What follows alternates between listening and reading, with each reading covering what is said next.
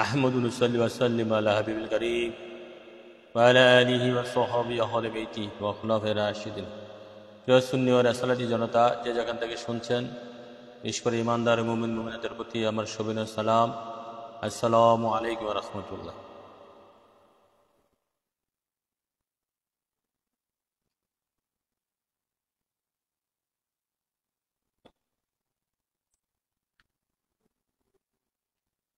আমরা প্রায় নিয়মিতভাবে এশকে ইমান দরবার শরীফ থেকে প্রকাশিত এই বইটি এবং লিখিত বইটির নাম হচ্ছে সাইয়েদনা মুহাম্মদ রাসূলুল্লাহ সাল্লাল্লাহু আলাইহি সাল্লামের প্রেমে মূল, প্রেমে কুল, প্রেম ছাড়া সব ভুল। এই বইটি থেকে আমরা নিয়মিতভাবে লাইভ করছি, প্রায় 30-এর অধিক লাইভ হয়েছে। তো সেই বইটি থেকে আমরা পাঠ করছি এবং ব্যাখ্যা করছি।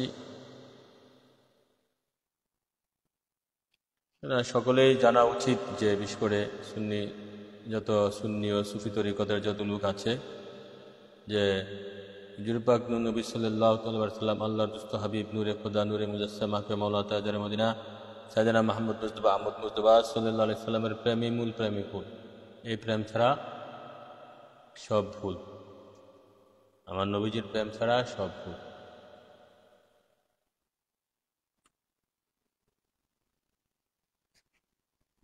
সেটা মানতে হবে, সেটা বুঝতে হবে। টাকাটা একটু কমাই দিয়ে আসি।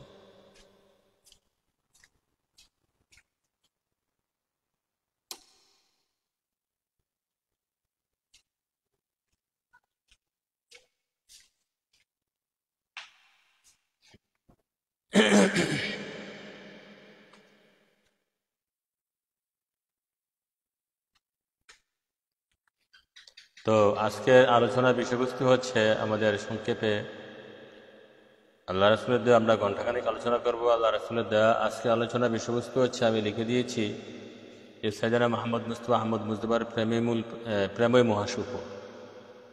আমার নবী, আপনার নবী কুল কানাতুন নবী নূরে খোদা নূরে মুজাসসাম আকে মাওলা তাজরে মদিনা সাইয়েদনা মুহাম্মদ মুস্তাফা আহমদ মুজতবা সাল্লাল্লাহু আলাইহি সাল্লামের প্রেমই মহাসুফল। আর হুজুর পাক নবীজির প্রেমই মহাসুফল।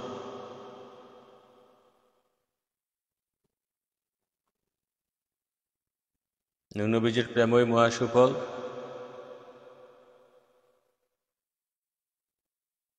তো আমরা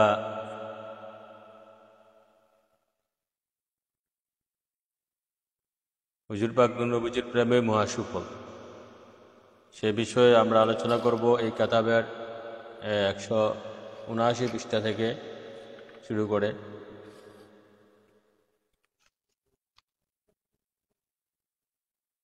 আলোচনা শুরু করছি। উপরে উল্লেখিত আলোচনায় এই কথা প্রতিমান হয় যে হুজুর পাক নবীজির প্রেম একদিকে যেমন ইমানের মূল বুনিয়াদ, অপরদিকে এটি ইমানের উৎকর্ষতা এবং পরমত্বও। এবার আমরা একটু সমীক্ষা চালিয়ে দেখি, এই নবী প্রেমের পেছনে কোনো সওয়াব কিংবা প্রতিদান সম্পর্কে ইসলামী শিক্ষায়, বিশেষ করে কোরআন সুন্নাহর মধ্যে কোনো নির্দেশনা আদৌ আছে কি? যে আমার নবী পাক সাল্লাল্লাহু আলাইহি সাল্লামের প্রেমে মূল, প্রেমে কুল, প্রেম ছাড়া সব ভুল। বিশেষ করে আজকের যে আলোচনা বিষয়বস্তু হচ্ছে, আমার হুজুর পাক নবী সাল্লাল্লাহু আলাইহি সাল্লামের প্রেমই মহাসুফল। নবীজির প্রেমই মহাসুফল। সেই প্রেমের যে মহাসুফল, সেই বিষয়ে আমরা যে নবী পাক সাল্লাল্লাহু আলাইহি সাল্লামের প্রেমে মূল, প্রেমে কুল বলছি, প্রেম ছাড়া সব ভুল। নবীজির প্রেমের মধ্যে নবীর সাথে প্রেম করতে হবে এবং এই নবী প্রেমের পেছনে কোনো সওয়াব কিংবা প্রতিদান সম্পর্কে ইসলামী শিক্ষায়, বিশেষ করে কোরআন হাদিস সুন্নাহর মধ্যে কোনো নির্দেশনা আদৌ আছে কি, সেই ব্যাপারে আমরা একটু খুঁটিয়ে দেব। নবী পাক সাল্লাল্লাহু আলাইহি সাল্লামের প্রেমের মধ্যে যে সেটা তো শুধু আছে বললে শেষ হবে না, সেটা তো হচ্ছে বলা যায় কোরআন সুন্নাহর মূল, ঈমান ইসলামের মূল, তাসাউফের মূল। হ্যাঁ, এটা তো ঈমান ইসলামের মূল, তাসাউফের মূল। যে আমরা একটা হাদিস পাঠ করি, হাদিসটা আমরা আগে অনেক জায়গায় বলেছি, আবার এখনো এসেছে। হাদিসটা পুরো হাদিস এবারত দেওয়া আছে কিতাবের মধ্যে। عن أنس رضي الله تعالى عنه جاء رسول الله إلى رسول الله جاء رجل إلى رسول الله صلى الله عليه وسلم فقال يا رسول الله متى ساعة قال وما أحدثت لساعة قال حب الله ورسوله قال فإن معي من أحببت قال أنس فأما فارنا بعد إسلامي فراحا أشد من قول النبي صلى الله عليه وسلم فإن معي من أحببت قال أنس فأنا أحب الله ورسوله وأبو بكر وعمر فأرجو أن أكون معهم وإن لم أعتد بعملهم আল্লাহু আকবার ইয়া রাসূলুল্লাহ। সাহাবীরা কি বলতেছে? হাদিসের বাংলা অর্থ হচ্ছে এক সাহাবী আমার হুজুর পাক নবী খোদা নূরে মুস্তাফাকে মাওলা তাআলা মদিনা সাইয়েদনা মুহাম্মদ মুস্তাফা সাল্লাল্লাহু আলাইহি সাল্লামের কাছে এসে বলল, ইয়া রাসূলুল্লাহ কিয়ামত কবে হবে? ইয়া রাসূলুল্লাহ কিয়ামত কবে হবে? এবং নবী পাক সাল্লাল্লাহু আলাইহি সাল্লাম উত্তরে বললেন, হ্যাঁ উমক। সাহাবীকে বললেন, তুমি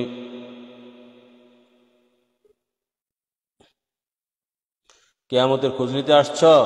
কিয়ামতের জন্য তুমি কি জোগাড় করেছো? কিয়ামতের জন্য তোমার কি সম্বল আছে? কিয়ামত যে হবে জিজ্ঞাসা করছো, কিয়ামতের জন্য তোমার কি সম্বল আছে? এবং এরপরে রাসূল পাক এরপরে সাহাবী বললেন, ক্বালা হুব্বুল্লাহি ওয়া রাসূল। ইয়া রাসূলুল্লাহ, আমার তেমন কোনো রোজা নামাজ হজ যাকাত আমল বুনিয়াদ কোনো কিছু নাই, তেমন কিছু নাই। সবে আমি এটা দৃঢ় বিশ্বাস করি যে ক্বালা হুব্বুল্লাহি ওয়া রাসূল, আমি আল্লাহকে এবং আল্লাহ রাসূলকে আমি জান ও মালের চেয়ে বেশি মহব্বত করি। আল্লাহু আকবার ইয়া রাসূল। তাই বলতেছে, আমি আল্লাহকে, আমি আল্লাহ রাসূলকে, বিশেষ করে আমার হুজুর পাক নবীকে আমি জান ও মালের চেয়ে বেশি মহব্বত করি। নবীর ভালোবাসে, আল্লাহর ভালোবাসে। এরপরে নবীজি বলল, ক্বালা ইন্নাকা মায়া মান হাব্বাবতা, তুমি যদি সত্যি আল্লাহ রাসূলকে জান ও মালের চেয়ে বেশি মহব্বত করে থাকো, সত্যি যদি তুমি আল্লাহ রাসূলকে মহব্বত করে থাকো, সত্যি যদি তুমি রাসূলুল্লাহকে মহব্বত করে থাকো, ফাইন্নাকা মায়া মান হাব্বাবতা, যে যারে ভালোবাসে সে তার সাথে হাসরের মাঠে থাকবে। যে যারে ভালোবাসে সে তার সাথে হাসরের মাঠে থাকবে। যে যারে ভালোবাসে সে তার সাথে হাসরের মাঠে থাকবে।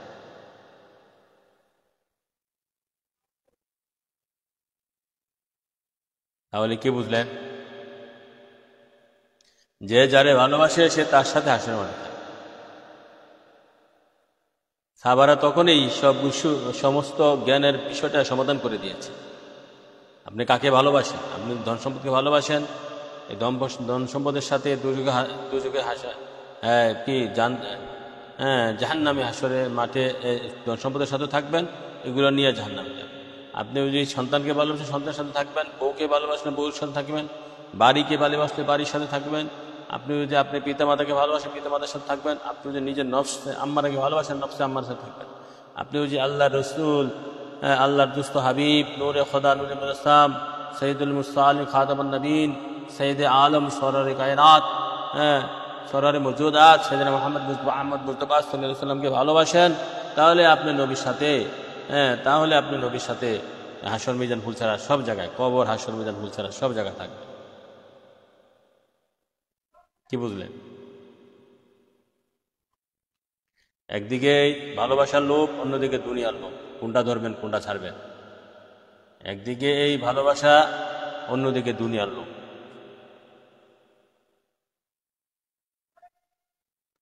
তারপরে দেখেন হাদিস শরীফের পরিকাশে নবী পাক সাল্লাল্লাহু আলাইহি ওয়াসাল্লাম বলছেন যে যারা ভালোবাসে সে তার সাথে থাকবে, কবর হাসর মিজান ভুল ছাড়া সব জায়গায়। ক্বালা আনাস ফামা ফারিহান, আমরা এতই আনন্দ হয়েছিলাম যে ফামা ফারিহান, আমরা এতই উৎফুল্ল, আমরা এতই মহাখুশি হয়েছিলাম যে বাদা ইসলাম গ্রহণ করার পরে ফারিহান আশাদ্দু মিন কাউলি নবী সাল্লাল্লাহু আলাইহি ওয়াসাল্লাম ফাইন্না মা মান হাব্বাবতা।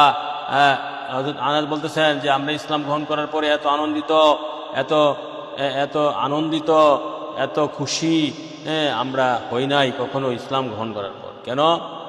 হ্যাঁ, যখন নবী পাক সাল্লাল্লাহু আলাইহি সাল্লাম পাক জবানে বললেন ফা ইন্নাকা মায়া মান আহাব্বাতা, মানে ফা ইন্নাকা মায়া মান আহাব্বাতা আল মারু মায়া মান আহাব্বা, যে যারে ভালোবাসে সে তার সাথে থাকবে। এই কথা যখন নবীজি পাক জবান দিয়ে প্রকাশ করে দিলেন, তখন বললেন যে সাহাবারা, আনাস বর্ণনা করতেছেন, সাহাবী আনাস রাদিয়াল্লাহু আনহু, যে আমরা এতই খুশি হয়েছিলাম, আমরা এত আনন্দ পেয়েছিলাম, আমরা যে মহা উৎসব করেছিলাম, যে আমরা যা চাই তাই তো পেয়ে গেছি, মানে আমরা যারে ভালোবাসি তার সাথে হাসরের মাঠে থাকবো, কবর হাসর মিজান ফুলছাড়া তার সাথে থাকবো। আল্লাহু আকবার। রাসূল কবর হাসর মিজান ফুলছাড়া তার সাথে থাকবে যে যারে ভালোবাসে। তো আপনি কাকে ভালোবাসেন? রাসূলুল্লাহকে ভালোবাসে, রাসূলুল্লাহর সাথে কবর হাসর মিজান ফুলছাড়া ব্যস্ত সব জায়গা থাকবেন। এইদিকে ভালোবাসা, অন্যদিকে দুনিয়ার লোক, কোনটা চান? গিয়ে যদি জায়গা জমিনকে ভালোবাসেন, জায়গা জমিনের সাথে থাকবেন। যদি চাকরিকে ভালোবাসেন, চাকরির সাথে থাকবেন। টাকাকে ভালোবাসেন, মরার পর টাকার সাথে থাকবেন। তাহলে কি করতে হবে? আমাকে আপনাকে, সারা জাহানের সমস্ত মুমিন মুসলমানরা রাসূলুল্লাহকে জান ও মালের চেয়ে বেশি ভালোবাসে, রাসূলুল্লাহকে জান ও মালের চেয়ে বেশি ভালোবাসতে হবে। যারা লাইভে যুক্ত হয়েছেন বেশি বেশি শেয়ার করে দেন, এবং বেশি বেশি কমেন্ট করেন, তাহলে লাইভটা প্রচারটা একটু বেশি হয়। আল্লাহ রাসূল যেন আমাদের এই সত্য কথাগুলো সারা জাহানের মানুষের কাছে প্রচার করে দেয়, সেগুলো বলে আমিন। এখন আসেন, এরপরে বলতেছে ক্বালা আনাস ফাআনা উহিব্বুল্লাহি ওয়া রাসূলাহু। আনাস বলতেছে, নিশ্চয়ই আমি আল্লাহ এবং আল্লাহ রাসূলকে ভালোবাসি, নিশ্চয়ই আমি আল্লাহ রাসূলকে ভালোবাসি। ওয়া আবু বকর ওয়া উমর, এবং উমরকে ভালোবাসি। ফারজু, অতএব ফারজু আন আকুনা মায়া হুম, যদিও তাদের মতো করে আমল করতে পারি না। ওয়া ইনলাম আমাল বি আমালিহিম, যদি তাদের মতন আমার আমল নেই, তবে আমি আশাবাদী যে মরার পরে আমি তাদের সাথে থাকবো। আল্লাহু আকবার ইয়া রাসূলুল্লাহ। আনাস তখনই এটা সমাধান করে দিয়েছেন। আমার নবীর বাণী, সাহাবাদের বাণী দেখেন কি ছিল প্রেমিক। তারা এখানেই, তারাও সাথে সাথে নবী যখন এই হাদিস বলছেন, নবী সাল্লাল্লাহু আলাইহি সাল্লাম যখন সাহাবীর সাথে কথোপকথন করছেন, যে কোন সাহাবী, যে সাহাবী প্রশ্ন করেছিল ইয়া রাসূলুল্লাহ কিয়ামত কবে হবে, ওই সাহাবীর সাথে যে সাহাবী নবীকে প্রশ্ন করেছিল ইয়া রাসূলুল্লাহ কিয়ামত কবে হবে, তখনই এই দেখেন বিশাল এক আলোচনা, বিশাল এই যেটা হাদিসটা এসেছে সহিহ আল মুসলিম, হাদিসটা এসেছে মুসলিম শরীফে।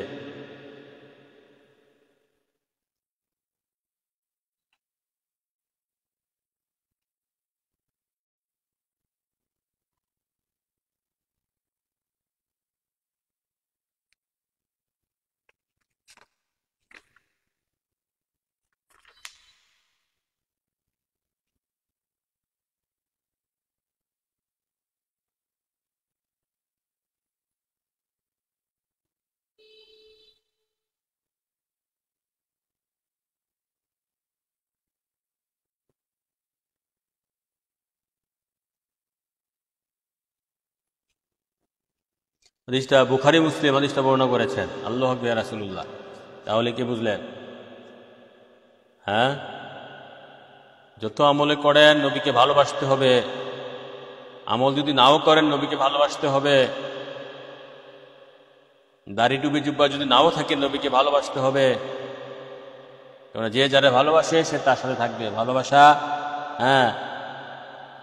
যদিও উত্তম ভালোবাসা হচ্ছে যারা নবীকে জানো মালের চেয়ে বেশি ভালোবাসা, নবীর রঙে রঙিন জাহিরি বিষয়গুলা যে লুপে নেয়, যেমন শুধু দাড়ি টুপি জুব্বায় জাহিরি বিষয় নয়, এগুলো থাকতে হবে। তারপরে অন্যান্য যে বিষয়গুলা, নবীকে ভালোবাসার পর হালাল খাইবেন, সুদ বাদ দিবেন, অহংকার থেকে মুক্ত থাকবার চেষ্টা করবেন, হিংসা বাদ দিবেন, লোভ, দুনিয়ার প্রতি লোভ বাদ দিবেন, জিনা বাদ দিবেন, কাম বাদ দিবেন, পর গীবত বাদ দিবেন, পরের ক্ষতি বাদ দিবেন। এই যে সমস্ত বিষয়গুলা, মিথ্যা থেকে 1000 মাইল দূরে থাকবেন, হালাল খাইবেন, মানুষের ক্ষতি করা বাদ দিবেন। এই যে 10-12টা বিষয় বললাম, নবীকে ভালোবাসার সাথে সাথে যদি এগুলো আমল করে নিতে পারেন, জ্ঞানের প্রতি দুর্বল থাকবেন, নবী স্বয়ং জ্ঞান, নবীকে অর্জন করার, হাসিল করার চেষ্টা সাধনা থাকতে হবে, নবীকে অর্জন করার, হাসিল করার চেষ্টা সাধনা থাকতে হবে।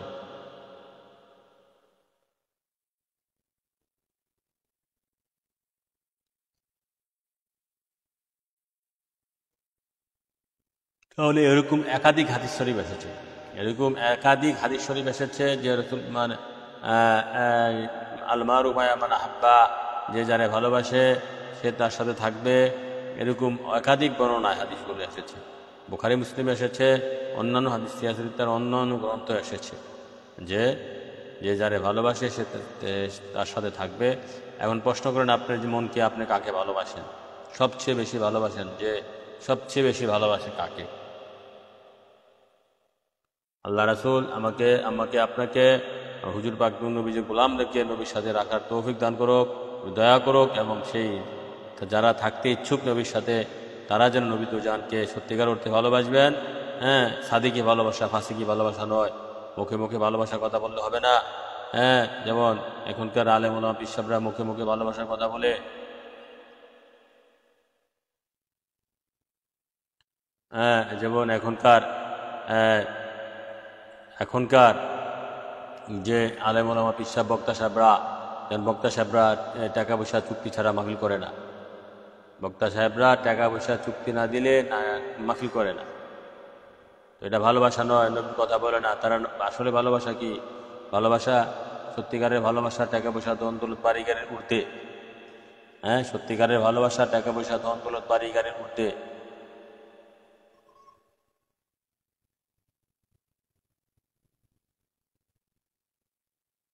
যারা লাইনে আছেন বেশি বেশি কমেন্ট করে দেন, বেশি বেশি কমেন্ট করে দেন, এবং শেয়ার করে দেন যাতে লাইভটা বিভিন্ন জায়গায় পৌঁছে যায়। তাহলে আমরা এই হাদিসটা, এরকম একাধিক হাদিস আছে, হাদিসগুলো আমি অন্য জায়গায় তুলে ধরেছি এবং ভূমিকার মধ্যে এবং অন্য জায়গায় তুলে ধরেছি যে নবী পাক সাল্লাল্লাহু আলাইহি সাল্লামকে সাথে ভালোবাসলে নবীর সাথে থাকা যাবে। অতএব তারা এখন বলতেছেন যে নবীকে দেখি না। হ্যাঁ, দেখবেন, নবী তো দেখা দিবে আপনি যদি সেরকম আশেক হন, যদি নবী পাক সাল্লাল্লাহু আলাইহি সাল্লামের প্রেম ভালোবাসা অন্তরে থাকার মতো থাকে। হ্যাঁ, এবং যারা নবী তো জাহানের গুণগান, নবীর সাথে নবীকে যারা পেয়েছে, মানে ফানাফি রসুলের মাকানে যারা সার্টিফিকেট পেয়েছে, তাদের সাথে যদি থাকেন অবশ্যই নবীকে দেখবেন। দেখবেন না কেন? যদি আপনি সেরকম ভালোবাসা নবীর প্রতি, হ্যাঁ, আল মুমিনু মান মায়া মান আহাব্বা, যে একটা হাদিস শরীফ আছে, ইন্না মিনাল মুমিনিনা মান ইয়ালিনু লিকলবুহু, ওই ব্যক্তি মুমিন যার কালবে নবীর প্রতি দুর্বলতা আছে, নবীর প্রতি ভালোবাসা আছে, যার কালবে নবীর প্রতি মাহাব্বত আছে। তো কালবের মধ্যে নবীর প্রতি মহাব্বত থাকলে নবীকে দেখবেন না কেন? অবশ্যই দেখবেন, আল্লাহ রাসূল দেখা দিবে।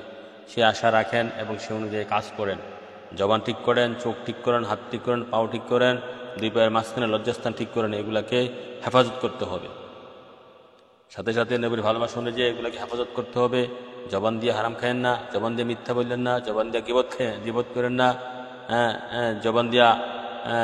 জবান দিয়া ঠিক আছে সোদ খাইয়েন না। এই জবানটা পাক পবিত্র করেন। চোখ দিয়া খারাপ জিনিসের দিকে নেশা দিবেন না। হ্যাঁ, খারাপ দিকে তাকাবেন না। এই মোবাইলে বিশেষ করে এখন কি ইন্টারনেটের যুগ। হ্যাঁ, তো এই যে ইউটিউব, মোবাইলে যদি শুধু কাজের জিনিসটা, যে মোবাইল, কম্পিউটার, তারপরে ফেসবুক, এগুলা শুধু ভালো জিনিসটা ব্যবহার করবেন, খারাপটা বাদ দিবেন। বাদ দেওয়ার চেষ্টা করতে হবে। খারাপটা দেখে তো লাভ নাই। যত খারাপ জিনিসগুলো আছে যেগুলো আপনার জীবনকে নষ্ট করবে, বিশেষ করে যুবক ছেলেদেরকে বলছি, যুবক যুবতীরা, সেগুলা থেকে দূরে থাকতে হবে নিজেকে। সেগুলা থেকে দূরে থাকতে হবে।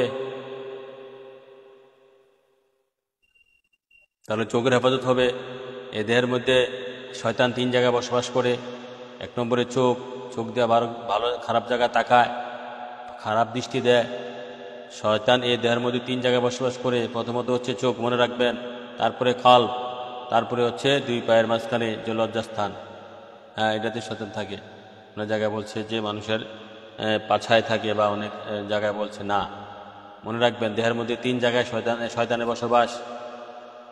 যদি মূল্য হচ্ছে অন্তর, চোখে দেখবেন খারাপ জিনিসটা, অন্তরে ভাববেন, চোখে দেখবেন, অন্তরে ভাববেন, এবং লজ্জাস্থান দিয়ে সেটা বাস্তবায়ন করবেন। অতএব শয়তানের ওয়াসওয়াসা থেকে নিজেকে রক্ষা করতে হবে। তাহলে তো নবীর সাথে দিদার অবশ্যই হবে না কেন? নবীর জন্য কয়টা চোখের পানি ফালাইছে? কাঁদতে হবে, চোখের পানি বাসতে হবে। নবীর কে জানতে হবে, নবীকে যারা জানে তার সাথে চলতে হবে। নবীজির বয়ান যারা টাকা পয়সার বিনিময়ে ওয়াজ করে না তাদের ওয়াজ শুনেন, যারা টাকা পয়সার বিনিময়ে বয়ান করে তাদের বয়ানে কিছু পাবেন না, শূন্য লাভ নাই। যাবেন কিভাবে? মানুষ তো গুমরাহি, সাধারণ মানুষ হারাম পথে টাকা পয়সা কামাই করে মানুষকে আলেম ওলামা পিসাবরা থেকে চুক্তি করে দিচ্ছে। এখানে তো ইসলাম, এখানে তো মূল ইসলাম যেটা হক্কানি ইসলাম, এখানেই তো ধরা হয়ে গেছে। আপনি ইসলাম কেন পাচ্ছেন না, নবী কেন পাচ্ছেন না? শুধু হারাম খাওয়ার কারণে, মিথ্যা বলার কারণে, সুদ খাওয়ার কারণে, ঘুষ খাওয়ার কারণে, অহংকারের কারণে, হিংসার কারণে, দুনিয়ার প্রতি লোভে থাকার কারণে তো নবী দেখা দিচ্ছে না। নবীর প্রেম ভালোবাসা নিয়ে এই জিনিসগুলা নিজ থেকে দূর করার চেষ্টা করেন, ধরেই পারবেন না, একদিনে পারবেন না, 1 মাসে পারবেন না, 6 মাসে পারবেন না, 1 বছর চেষ্টা করেন, 2 বছর চেষ্টা করেন, 3 বছর চেষ্টা করেন, 4 বছরে, 5 বছরে, 1 যুগ চেষ্টা করেন না। 1 যুগ চেষ্টা করলে তো পারবেন। নিয়ত করেন যে আমার এগুলো আমি 1 যুগে 12 বছর হলে এগুলো আমি অন্তরটাকে দৌড়ানোর চেষ্টা করব। আর সঙ্গ, খারাপ সঙ্গ, সৎসঙ্গী স্বর্গবাস, অসৎসঙ্গী সর্বনাশ। সময়টা কিভাবে কাটান? কাজ করেন, হালাল কাজ করেন। যারা কর্মিক, যারা কর্মিক তারা হালাল কাজ করে সময়টা কাটান। আর যখন কাজ করেন না তখন কার সাথে মিশেন চিন্তা করতে হবে, দেখতে হবে। ভালো লোকের লোকে মিশতে হবে, ইমানদারের লোকে মিশতে হবে। বেঈমান, ফাসেক, মুনাফিক, কাফের, দুষ্ট ছেলে মেয়ে এগুলোর সাথে মিশতে হবে, সঙ্গ ছাড়তে হবে। সৎসঙ্গে স্বর্গবাস, অসৎসঙ্গে সর্বনাশ। ওয়ালা তুসহিব ইল্লা মুমিন, ওয়ালা তাকুলু ওয়ালা ইয়াকুলু তামাকা ইল্লা তাকি। মুমিন ব্যতীত কারোর সাথে বন্ধুত্ব করো না। হাদিসে এসেছে ওয়ালা তুসহিব ইল্লা মুমিন, তুমি মুমিন ব্যতীত কারোর সাথে বন্ধুত্ব করো না। তো কার সাথে বন্ধুত্ব করেন? সৎসঙ্গে স্বর্গবাস, অসৎসঙ্গে সর্বনাশ। সঙ্গটা দেখতে হবে, কার সাথে বন্ধুত্ব করেন দেখতে হবে সঙ্গটা।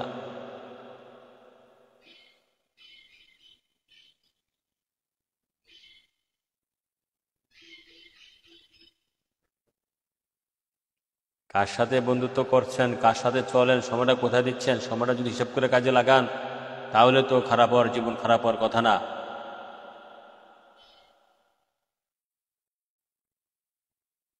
সময়টা হিসাব করে চলতে হবে।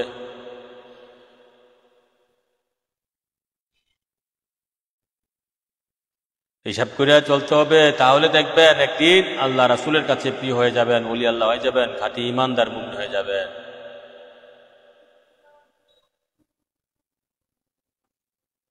খাঁটি ইমানদার হয়ে যাবেন। নিজেকে সেভাবে রাখতে হবে, সেভাবে চলতে হবে।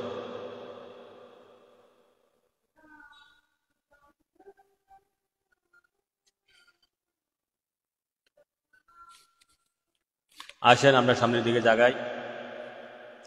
হুজুর পাক নূর নবীজির নূরানি সুরত মুবারক না দেখলে মন ভরে না। কার বাণী? সাহাবীদের বাণী।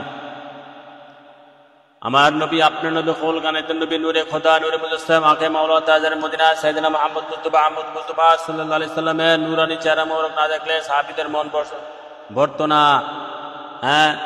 তারা এমনই প্রেম করেছে নবীর সাথে, কুল কায়নাত আউয়ালে আখিরে দৃষ্টান্ত রেখেছে।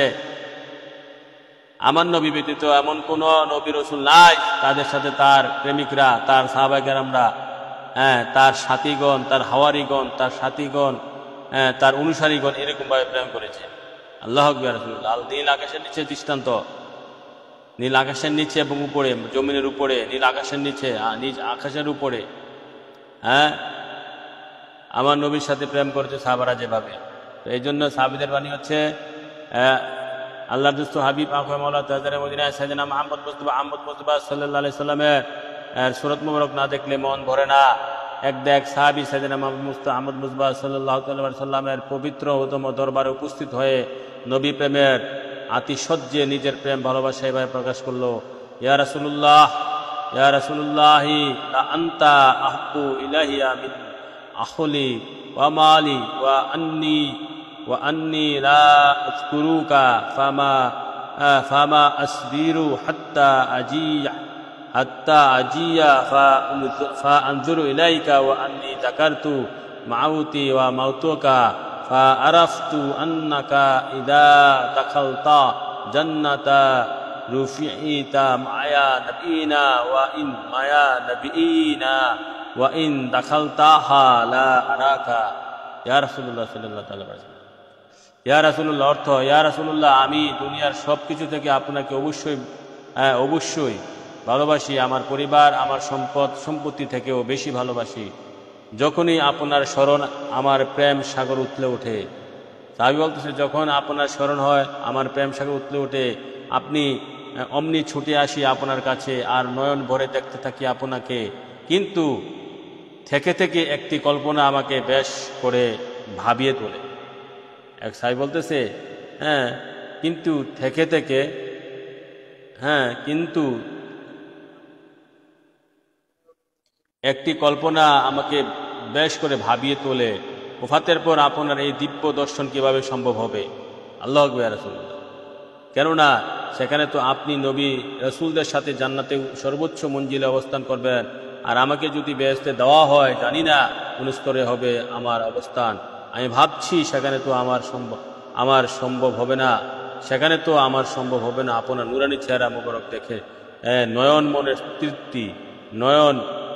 মনের তৃপ্তি সুখ মিঠাবার। আশরাফা দ্বিতীয় খণ্ড পৃষ্ঠা 16। তাদের বোঝা গেল এক সাহাবী আমার নবী পাক সাল্লাল্লাহু আলাইহি সাল্লামের দরবারে এসে বলতেছে, ইয়া রাসূলুল্লাহ, ইয়া রাসূলুল্লাহ আমি দুনিয়ার সব কিছু থেকে বেশি আপনাকে মহব্বত করি। আমার ছেলে মেয়ে সন্তানাদি জায়গা জমি টাকা পয়সা বাড়ি গাড়ি সবচেয়ে বেশি আপনাকে মহব্বত করি। যখন আপনার কথা স্মরণ হয় আমার, তখন দৌড়িয়ে আমি আপনার হুজরাখানাতে মসজিদে নববীতে এসে আপনার সাথে দেখা করি। দেখে আপনার দিকে তাকিয়ে আমি মনের স্বাদ মিঠাই, অন্তরের তৃপ্তি পাই, আমার ক্ষুধা মিঠে যায়, আমার অন্তরে জ্বালা দূর হয়ে যায়, আমার দুনিয়াবি যত দুঃখ যন্ত্রণা আছে সব আমি ভুলে যাই। আপনার চেহারা মুবারক, আপনার নুরানি সুরত মুবারক, আপনার নুরানি দেহ মুবারকের তাজাল্লির তেজে আমি সব কিছু ভুলে যাই। প্রেমময় আপনার নুরানি চেহারা মুবারকের প্রেমে আমি সব কিছু ভুলে যাই। কিন্তু ইয়া রাসূলুল্লাহ আমি একটা জিনিস নিয়ে খুব চিন্তিত, খুব ব্যথিত, খুব থুকে মুছছি, খুব জলে পুড়ে ছাই হচ্ছি। সেই বিষয়টা আমি আপনাকে বলবো আজ। সে বিষয়টা হচ্ছে, ইয়া রাসূলুল্লাহ ইন্তেকালের পর, পর্দা করার পর আপনি তো নবীদের সাথে বেহেশতের মধ্যে উচ্চ মাকানে থাকবেন। ইয়া রাসূলুল্লাহ আপনি তো নবীদের সাথে বেহেশতের মধ্যে উচ্চ মাকানে থাকবেন, কিন্তু সেখানে যদি আমি অদম গুনাহগার বেহেশতে যাইও তাহলে তো আপনার সাথে থাকতে পারবো না, অনেক দূরে থাকবো। তখন আপনাকে কিভাবে দেখে অন্তরের জ্বালা মিঠাবো, তৃপ্তি পাবো, নয়ন ভরে আপনাকে দেখতে পাবো, তখন কিভাবে এটা সম্ভব? এই প্রশ্ন সাহাবেরা তখনই নবীকে করেছেন। আল্লাহু আকবার। তাহলে কি বোঝাচ্ছে? এই হাদিস শরীফ থেকে স্পষ্ট প্রমাণ হচ্ছে যে সাহাবায়ে কেরামরা বেহেশতের চেয়ে নবীকে বেশি ভালোবেসেছে।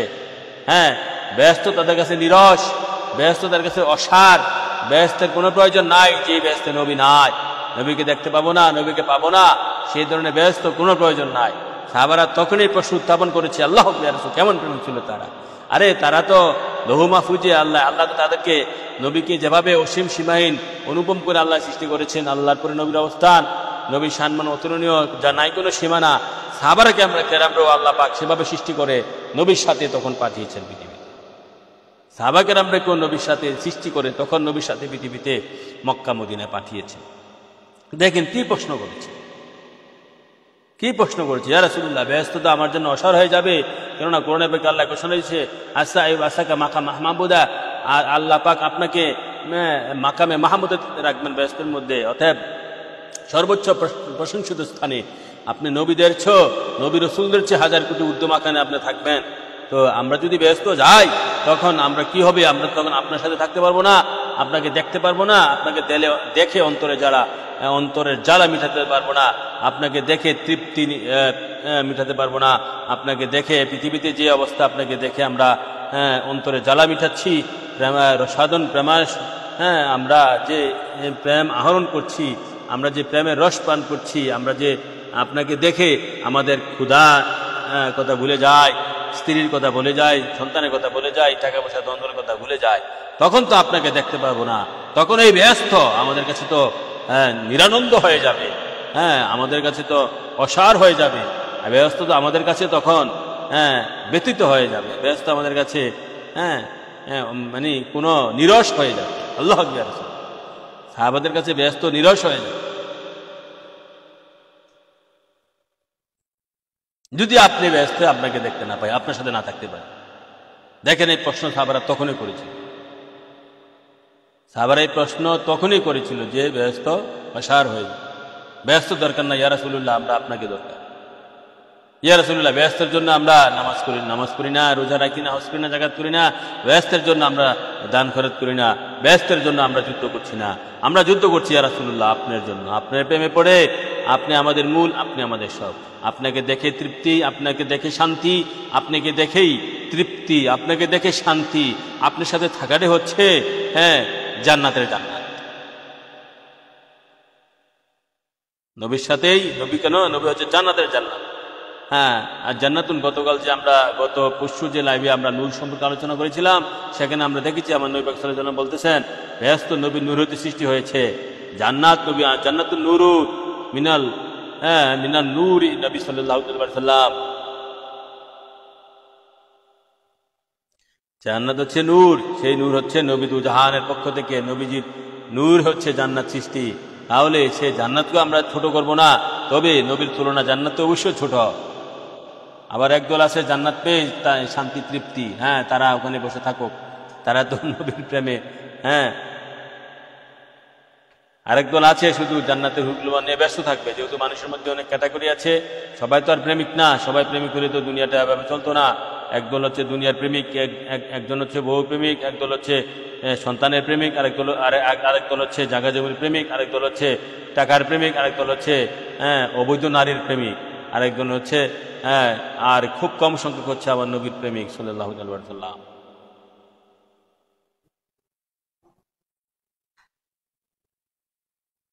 তাহলে কি বোঝা গেল?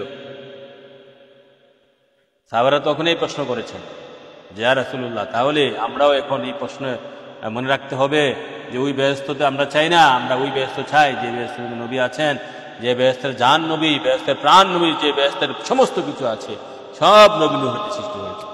ব্যস্ত ব্যস্ত ব্যস্ত করেন, ব্যস্তের হাকিকত অবশ্য জানেন না। ব্যস্ত ব্যস্ত করেন, ব্যস্তের হাকিকত জানেন।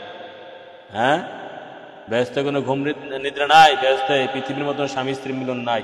হুরগুলমানের জন্য যে ব্যস্ত পাগল পাগল করেন, হুরগুলমানের ব্যস্ত, সেখানে কিন্তু এই পৃথিবীতে যেভাবে আপনি স্বামী স্ত্রী মিলন করেন, সেখানে সেভাবে স্বামী স্ত্রী মিলন হবে না, মনে রাখবেন। ব্যস্তের মধ্যে ঘুম নাই, পৃথিবীতে ঘুম হচ্ছে শান্তি। ব্যস্তের মধ্যে ঘুম নাই, তাহলে ওই ব্যস্ত দরকার কি? ঘুম নাই কেন জানেন ঘটনা? ব্যস্তের মধ্যে আমরা যখন পৃথিবীতে ঘুমাই, ব্যস্তের মধ্যে ঘুম নাই কেন? ঘুম কিসের তৈরি? ঘুম হচ্ছে আগুনের তৈরি। ঘুম হচ্ছে কিসের তৈরি? ঘুম আগুনের তৈরি। দেহের মধ্যে আগুন আছে বিধায় ঘুম পায়। যে দেহ আগুন নাই, সেই দেহের মধ্যে ঘুম নাই। ব্যস্ত কি? ঘুম আগুনের তৈরি।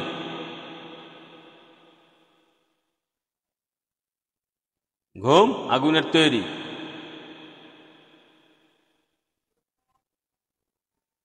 দেখেন, আমরা যখন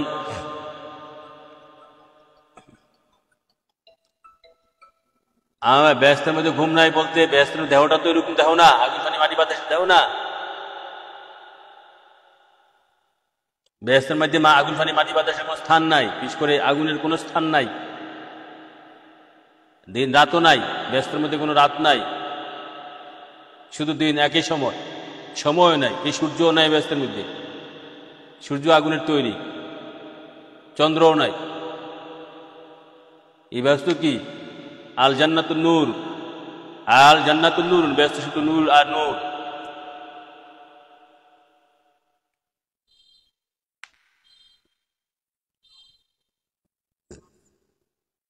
বেহেশতের মধ্যে ঘুম নাই, যেহেতু দেহটা এরকম না, দেহটাও নূরের তৈরি, দেহটা কি রুহুই দেহ হচ্ছে। হ্যাঁ, আমরা যখন পৃথিবীতে ঘুমাই তখন রুহু বিভিন্ন জায়গায় সওয়ার করে, এখানে থেকে সওয়ার করে। ঘুম এক প্রকার মৃত্যু, তো বেহেশতে কোনো মৃত্যু নাই, তো এই ধরনের ঘুম বেহেশতের মধ্যে ঘুম নাই। ঘুম তো এক প্রকার মৃত্যু, এক প্রকার মরণ। তো এখন আপনি যখন ঘুমান, এই পৃথিবীতে যখন আমরা ঘুম যাই, তখন আমাদের এই রুহু, মাওলা আলী শেরেকতার ভাষ্য অনুযায়ী রুহু তখন নাকের মধ্যে থাকে। তখন রুহু বিভিন্ন জায়গায় সওয়ার করে, বিভিন্ন স্বপ্ন আপনারা দেখতে পারেন, এই কারণে বিভিন্ন খবর নিয়ে আসে বা দেখতে পান। হ্যাঁ, তো বেহেশতে যেহেতু বেহেশতের দেহটা কোন আগুন ধনী মাটি বাতাসের নয়, বেহেশতের যার যার রুহুটাই হয়ে যাবে যার যার দেহ। রুহুটা যেহেতু নূর ইমানদারের, হ্যাঁ, আর বেঈমানের রুহু আগুন হয়ে যাবে।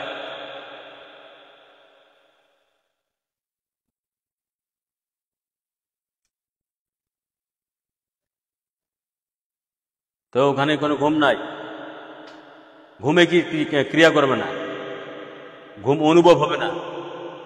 কেননা আমাদের দেহের বর্তমানে এই পৃথিবীতেও দেহের মধ্যে দুইটা জিনিস আছে যেটা ঘুমায় না। দেহের মধ্যে দুইটা জিনিস আছে যেটা ঘুমায় না। কি? রুহু এবং কাল, এই দুইটা জিনিসের ঘুম নাই। মানব দেহে রুহু এবং কালবের ঘুম নাই। রুহু এবং কাল খায়ও না।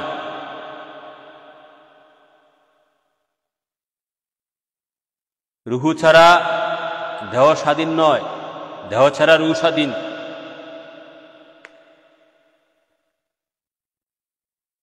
দেহ ছাড়া রুহু স্বাধীন।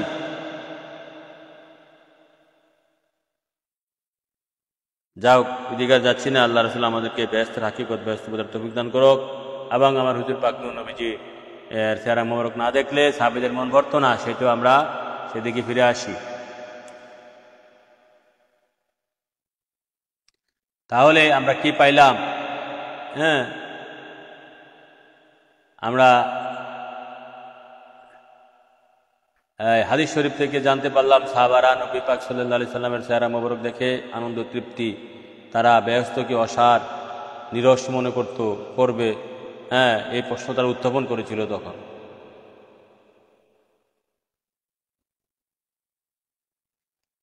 এখন আসেন আর একটু সামনে যাই। হুজুর পাক নূর নবীজির প্রেম আল্লাহর নির্দেশ। হুজুর পাক নূর নবীজির প্রেম হচ্ছে আল্লাহর নির্দেশ। একদিকে পাগলপাড়া প্রেমিক অকৃত্রিম ভক্ত নিজের পুত পবিত্র ঈশ্বরীয় প্রেমের মত্ততায় বিভোর, অপরদিকে খোদাউন্দে কুদ্দুসের সাথে পছন্দ হয়ে যায় সে হৃদয় কন্দর থেকে নিঃসৃত উজাড় করা ভালোবাসা, বিকুল প্রাণের আকুল প্রেমের বহিঃপ্রকাশের অভিব্যক্তি, যেখানে বিশ্ব প্রতিপালক স্বয়ং নিজের প্রেমাস্পদের দুহা সদৃশ্য সমুজ্জ্বল জ্যোতির্ময় সুদর্শন চেহারার শপথ খাচ্ছেন, সেখানে বিশ্ব মানব মণ্ডলী কেন সেই পরম কাঙ্ক্ষিতকে নিজের আশ্রয় রক্ষা কবচ করে নেবে না? উভয় জগতের প্রতিপালকের অপূর্ব সৃষ্টি শৈলী দিয়ে গড়া চির সুন্দরের অভিলাষীদের এহেন হৃদয় নিংড়ান ও ভালোবাসা নিবেদনে এরূপ অস্থির ও পাগলপাড়া হয়ে উঠাতে খোদ আল্লাহরই ইচ্ছা হয়। এখানেও এর ব্যতিক্রম হয়নি। আল্লাহর কৃপা সমুদ্র উঠলে উঠেছে সত্যিকার প্রেমিক ও ভক্ত প্রাণের প্রেম দহনের অস্থিরতার শাশ্বত সান্ত্বনার ব্যবস্থা তিনি এভাবে করেছেন। হ্যাঁ, কোরআনে পাকের আয়াত। নবী পাক সাল্লাল্লাহু আলাইহি সাল্লামকে যখন প্রশ্ন করলো, ইয়া রাসূলুল্লাহ, হ্যাঁ, এই যে নবীকে দেখলে তৃপ্তি শান্তি ব্যস্ত আমাদের কাছে অসার হয়ে যাবে, হ্যাঁ ইয়া রাসূলুল্লাহ। নবীজন প্রশ্ন করলো, ইয়া রাসূলুল্লাহ, বেহেশতের মধ্যে আপনি থাকবেন সর্বোচ্চ মাকানে, আমরা থাকবো নিম্ন মাকানে। বেহেশত তো আমাদের কাছে অসার নিরস হয়ে থাকবে, যেহেতু আপনাকে পাবো না বেহেশতের মধ্যে। হ্যাঁ, আপনি অনেক সমস্ত নবী রসুলদের উচ্চ মাকানে থাকবেন। আশা আইয়ুব আশাকা মাকামা মাহমুদা, কোরআনে সূরা বনী ইসরাঈলে এসেছে। এখন সাহাবারা যখন এই প্রশ্ন আমার নবী পাক সাল্লাল্লাহু আলাইহি সাল্লামের কাছে করেছে, তখন আমার নবী পাক সাল্লাল্লাহু আলাইহি সাল্লাম শরীয়তের ভাষায় চুপ ছিলেন। এরপরে আল্লাহ পাক জিবরাইল যে আয়াত নাযিল করেছে, কি আয়াত? মায়ুতিল রাসূলা মায়ুতিল্লাহ ওয়া রাসূলা ফাউলাইকা মায়াল্লাযিনা আনামাল্লাহু আলাইহিম মিনান النبيين والصديقين والشهداء والصالحين وحسن أولئك رفيقا الله أكبر يا رسول الله আল্লাহু আকবার ইয়া রাসূলুল্লাহ। যারা লাইভে নতুন যুক্ত হয়েছেন দয়া করে শেয়ার করে দেন, কমেন্ট করে দেন বেশি বেশি। হ্যাঁ, তাহলে এই প্রশ্ন করাতে এবং আল্লাহ পাক জিবরাইল দিয়ে আয়াত নাযিল করছে। কি আয়াত? ওয়া মাইতুল্লাহ ওয়া মাইতুল্লাহ ওয়া রাসূলা ফাউলাইকা মায়াল্লাযিনা আনআমাল্লাহু আলাইহিম মিনান নাবিয়িনা ওয়াস সিদ্দিকিনা ওয়াশ শুহাদা ওয়াস সালিহিন ওয়া হাসুনা উলাইকা রাফিকা। আল্লাহু আকবার ইয়া রাসূলুল্লাহ। আয়াতের অর্থ হচ্ছে সেসব লোক আল্লাহ ও তার রাসূলের কি সাহাবারা প্রশ্ন করেছিল থাকা নিয়ে, বেহেশতের মধ্যে নবীর সাথে থাকা নিয়ে, যে বেহেশতের মধ্যে যদি আপনার সাথে না থাকতে পারি ইয়া রাসূলুল্লাহ, আপনাকে দেখে যদি তৃপ্তি শান্তি না পাই, আপনাকে দেখে তো আমরা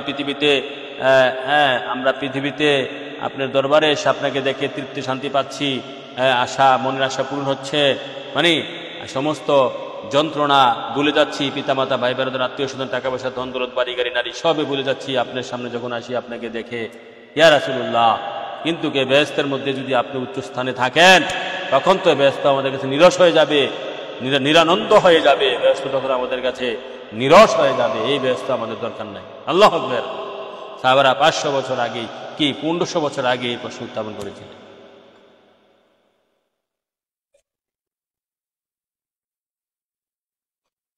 তখন এই প্রশ্ন উত্থাপন করাতে আমার আল্লাহ পাক আয়াত নাজিল করে সান্ত্বনা দিয়েছে।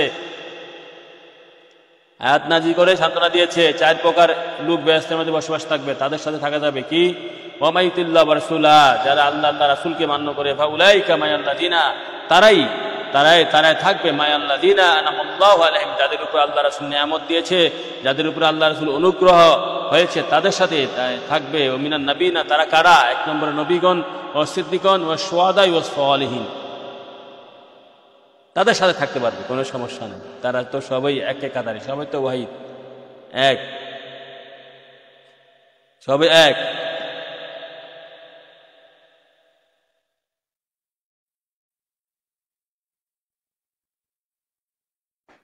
এত বড় বড় কমেন্ট করার দরকার নাই তো, একটা শব্দ 2টা শব্দ দিয়ে কমেন্ট করেন। এত বড় বড় কমেন্ট করতে লিখতে আপনাদের কষ্ট হয়, ছোট ছোট কমেন্ট করেন গঠনমূলক 2-3টা শব্দ দিয়ে।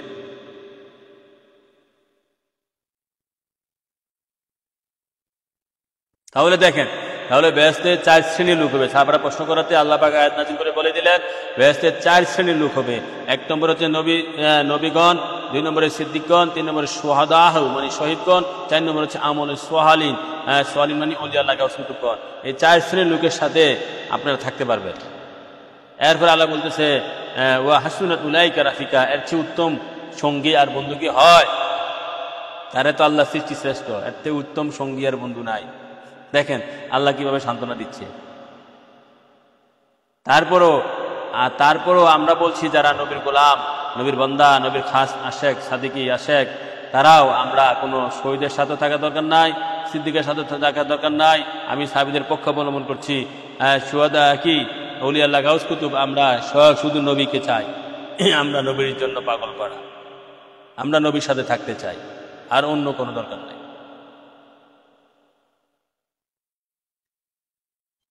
আমরা শুধু আল্লাহর দুস্থ হাবিব আকে মৌলা তাজারে মদিনা সাইয়েদনা মুহাম্মদ মুস্তাফা আহমদ মুর্তবা সাল্লাল্লাহু আলাইহি সাল্লামের সাথে সর্বদাই থাকতে চাই। কারণ এটা ব্যস্ত, এখানে শান্তি, এখানে তৃপ্তি, এখানে জীবন, আর এখানে মরণ নাই। মুমিনের তো মরণ নাই, মরণ কাফের মুনাফিকের, মৃত্যু হচ্ছে কাফের মুনাফিকের।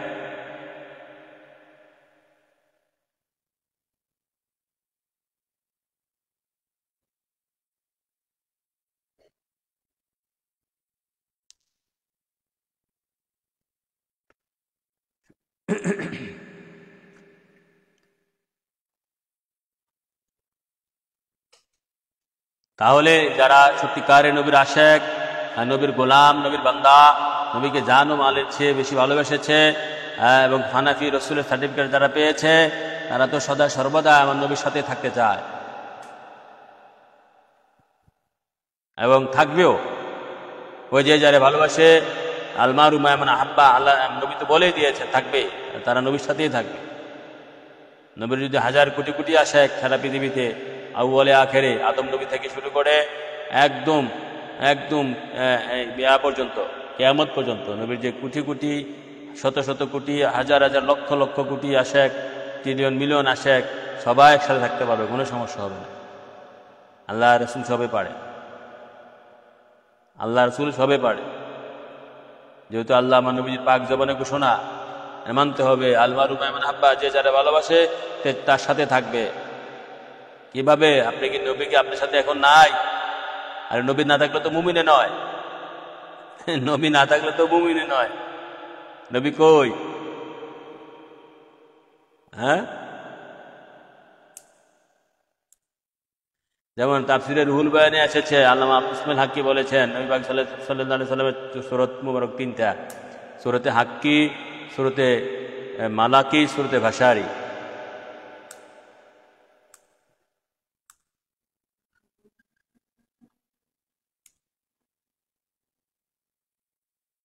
তিনটাই নূরের সূরত।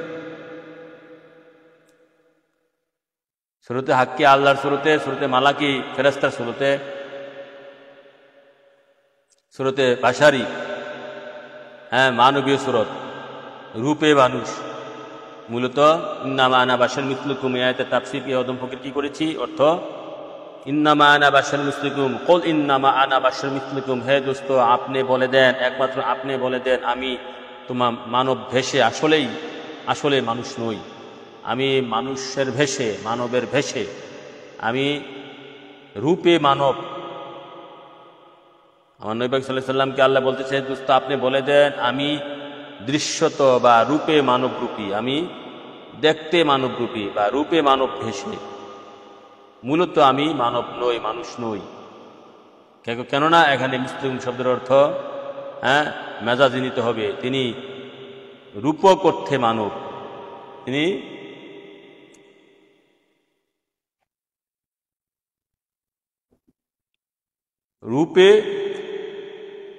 রূপে মানুষের মতো, কিন্তু আসলে তিনি মানুষ নই। যেহেতু মানবের কাছে মাঝে এসেছে মানুষকে হেদায়েত দেওয়ার জন্য, মুক্তি দেওয়ার জন্য, নাজাত দেওয়ার জন্য, সত্য প্রচার প্রকাশ করার জন্য, তখন তো ভেষ এটাই ধরতে হবে। যেমন ফেরেশতাদেরকে নবী যখন তাওহীদ রিসালাত দাওয়াত দিয়েছেন, তখন ফেরেশতার শুরুতে দিয়েছিলেন। ফেরেশতার কাছে তো তখন এই শুরুতে যান নাই, তিনি কি ভাষার শুরুতে। যখন বাশারের কাছে এসেছেন ভাষার শুরুতে, যখন আল্লাহর লগে তিনি প্রেম করেছেন, তিনি হাক্কানি কি, তিনি তখন হকসুর কি শুরুতে হাক্কি ছিলেন। তিনি আল্লাহর কাছে শুরুতে হাক্কি, ফেরেশতাদের কাছে শুরুতে মালাকি। আমাদের মতন মানুষ যারা, আমরা যারা ইনসান, আমাদের কাছে তিনি শুরুতে ভাষারি। এই শুরুতে ভাষারি দেখে তোমরা চিন্তা করো, নিজের মতন করে কিয়াস করো যে আমি যেমন নবী তেমন। নাউযুবিল্লাহ মিন যালিক। শুরুতে ভাষারি দেখে যদি তুমি কিয়াস করো, আল্লাহ তো শুরুতে ভাষার ধরে মানুষের সাথে দেখা দেয়, তার গোলামদের সাথে, খাঁটি গোলাম যারা, ইমানদার মুসলমান যারা, ইমানদার জ্ঞানী যারা, তাদের লোক তো আল্লাহ দেখা দেয় স্বপ্ন যোগে, কি বাস্তবে না। এই চক্ষু দিয়া আল্লাহকে দেখা যাবে না এই পৃথিবীতে, অন্তরে চক্ষু দিয়া স্বপ্ন যোগে আল্লাহ দেখা যায়। আল্লাহ কোন শুরুতে দেখা দিবে যদি আপনি সেরকম হন? বলেন তো, আল্লাহ কি পৃথিবীর অন্যান্য সুরত ধরে আইব? যে সুরতরে বানাইছে শ্রেষ্ঠ সুরত হিসাবে কি মুহাম্মদ সাল্লাল্লাহু আলাইহি সাল্লাম। বিশ্ববিখ্যাত কথাটা মনে পড়লো, বিশ্ববিখ্যাত দুইটা কিতাব, ইমাম গাজ্জালি, ইমাম ফখরুদ্দিন রাজি, হচ্ছে দাকায়েকুল আকবার, এক হচ্ছে দাকায়েকুল হাকায়েক। ফখরুদ্দিন রাজি যা দাকায়েকুল আকবার, ইমাম গাজ্জালি, এই দুইজনে তাদের দুই কিতাবের ভূমিকার মধ্যে বলেছেন মানুষকে বানানো হয়েছে মুহাম্মদ সুরতে, মুহাম্মদ সুরতে মানুষকে বানানো হয়েছে। মুহাম্মদ কোন? মুহাম্মদ শব্দের মধ্যে মুহাম্মদ সাল্লাল্লাহু আলাইহি সাল্লাম, মুহাম্মদ শব্দ সাল্লাল্লাহু আলাইহি সাল্লাম লিখতে যে চারটা বর্ণ, মিম, হা, মিম, দাল, মিম, মিমরে যদি এভাবে খাড়া করে লেখেন, মিম হচ্ছে মানুষের মাথা, সমস্ত সৃষ্টি মিম আকারে। 1 নম্বরে এ মোহাম্মদ শব্দ দিয়ে মানুষ বানানো হয়েছে। মিম মানুষের মাথা, মিম হা, হ্যাঁ,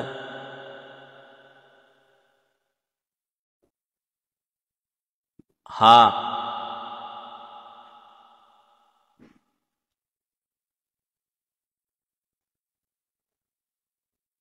মানুষ, মিম হা। কেতাবটা তো এখানে ছিল, কেতাবটা একটু দেখে নেই, ভুলে গেছি মনে হচ্ছে জিনিসটা।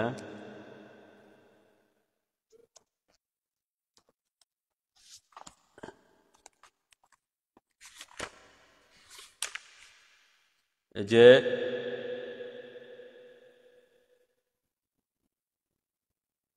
উভয় হাত, মিম হচ্ছে মতো গোল, মানে মাথার মতো গোল। তারপরে উভয় হা হচ্ছে উভয় হাত,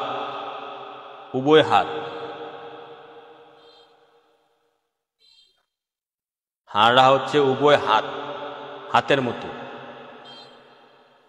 হ্যাঁ, হাড়া হচ্ছে উভয় হাতের মতন, এভাবে হাত রাখেন।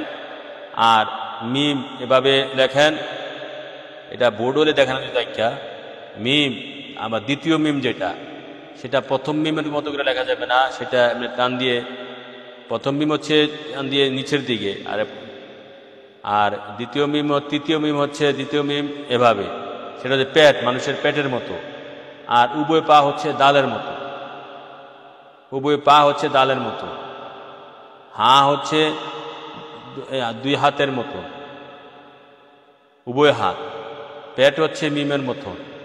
প্রথম হচ্ছে মিম হচ্ছে মাথা, তারপরে হা হচ্ছে উভয় হাত, মিম হচ্ছে তারপরে পেট, তারপরে দাল হচ্ছে উভয় পা। এভাবে মুহাম্মদ সাল্লাল্লাহু আলাইহি সাল্লামের শব্দের, মুহাম্মদ সাল্লাল্লাহু আলাইহি সাল্লাম শব্দটা লিখতে যে 4টা বর্ণ, এই 4টা বর্ণ দিয়ে মানুষের দেহ গঠন করা হয়েছে। বিশ্ববিখ্যাত 2 হাদিসে এসেছে, 2 কিতাবে এসেছে, বিশ্ববিখ্যাত 2 জ্ঞানীর কিতাবে এসেছে। এখন যারা ঈমান নিয়ে মরতে পারবে না, নবীর সাথে প্রেম করতে পারবে না, ইন্তেকালের সময় যাদের ঈমান নসিব হবে না, নবীর প্রেম ভালোবাসা, নবীর নূর, ঈমান তো এক প্রকার নূর, নবীর নূর যার নসিব হবে না অন্তরের মধ্যে, সেই ব্যক্তির এই মুহাম্মদ সুরত, এই আদম সুরত থাকবে না। আদম সুরত গঠন হয়েছে মুহাম্মদ সাল্লাল্লাহু আলাইহি সাল্লামের নামের, হ্যাঁ, 4টা বর্ণ দিয়ে। এখন যারা ইমানদার হয়ে মরবে না, তাদের এই সুরত থাকবে না, তারা শুকরের সুরত হয়ে যাবে। কবর আসন বিধান ফুলছাড়াতে শুকরের সুরত, তাদের আর আত্মী সুরত থাকবে না। কেননা এই সুরত নূরে মুহাম্মদ সাল্লাল্লাহু আলাইহি সাল্লামের সুরত মুবারক। এই সুরত ধরে রাখতে হলে নবীর সাথে প্রেম করতে হবে, ইমানদার হইতে হবে, আল্লাহ আল্লাহ নবী আল্লাহ হইতে হবে, ফরেজগার হইতে হবে। বিশেষ করে নবীর প্রেম সংগ্রহ করে তারপরে আপনাকে আমলে যেতে হবে। সত্য কথা বলতে হবে, হালাল খাইতে হবে, গীবত বাদ দিতে হবে, ঘুষ বাদ দিতে হবে। খারাপ জিনিস যা আছে ধীরে ধীরে 1 বছর, 2 বছর, 5 বছর, 10 বছর, 12 বছর লাগে বাদ দেন, চেষ্টা করেন, নিজের মনকে বুঝান যে খারাপটা যাব না। খারাপের সাথে যুদ্ধ করেন।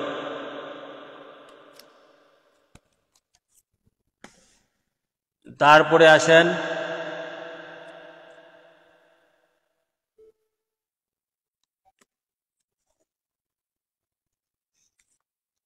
তারপরে হচ্ছে আমার হুজুর পাক নবীজির জাতি নূরের চেহারা মোবারক দর্শনে সাহাবীরা শিথিল করতেন প্রেমানো,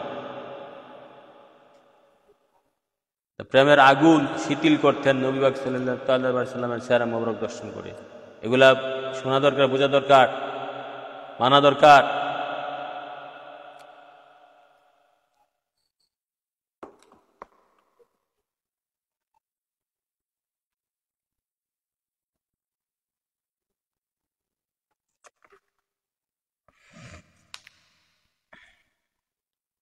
হুজুর পাক নবীজির জাতি নূরের চেহারা মোবারক দর্শনে সাহাবীরা শিথিল করতেন প্রেমানল।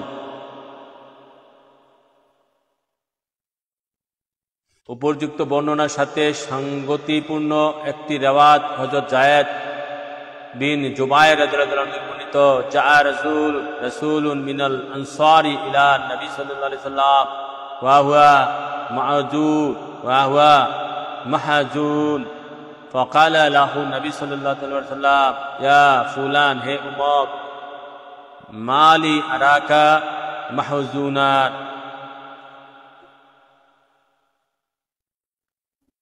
কি তোমার যে তোমাকে চিন্তিত দেখাচ্ছে।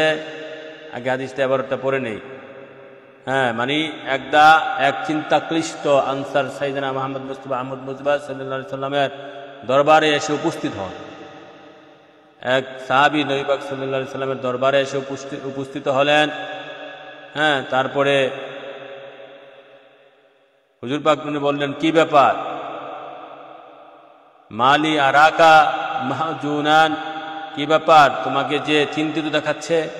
নবী পাক সাল্লাল্লাহু আলাইহি সাল্লাম বললেন, কি ব্যাপার, তোমাকে কোনো সমস্যা হয়েছে নাকি? তোমাকে চিন্তিত দেখাচ্ছে।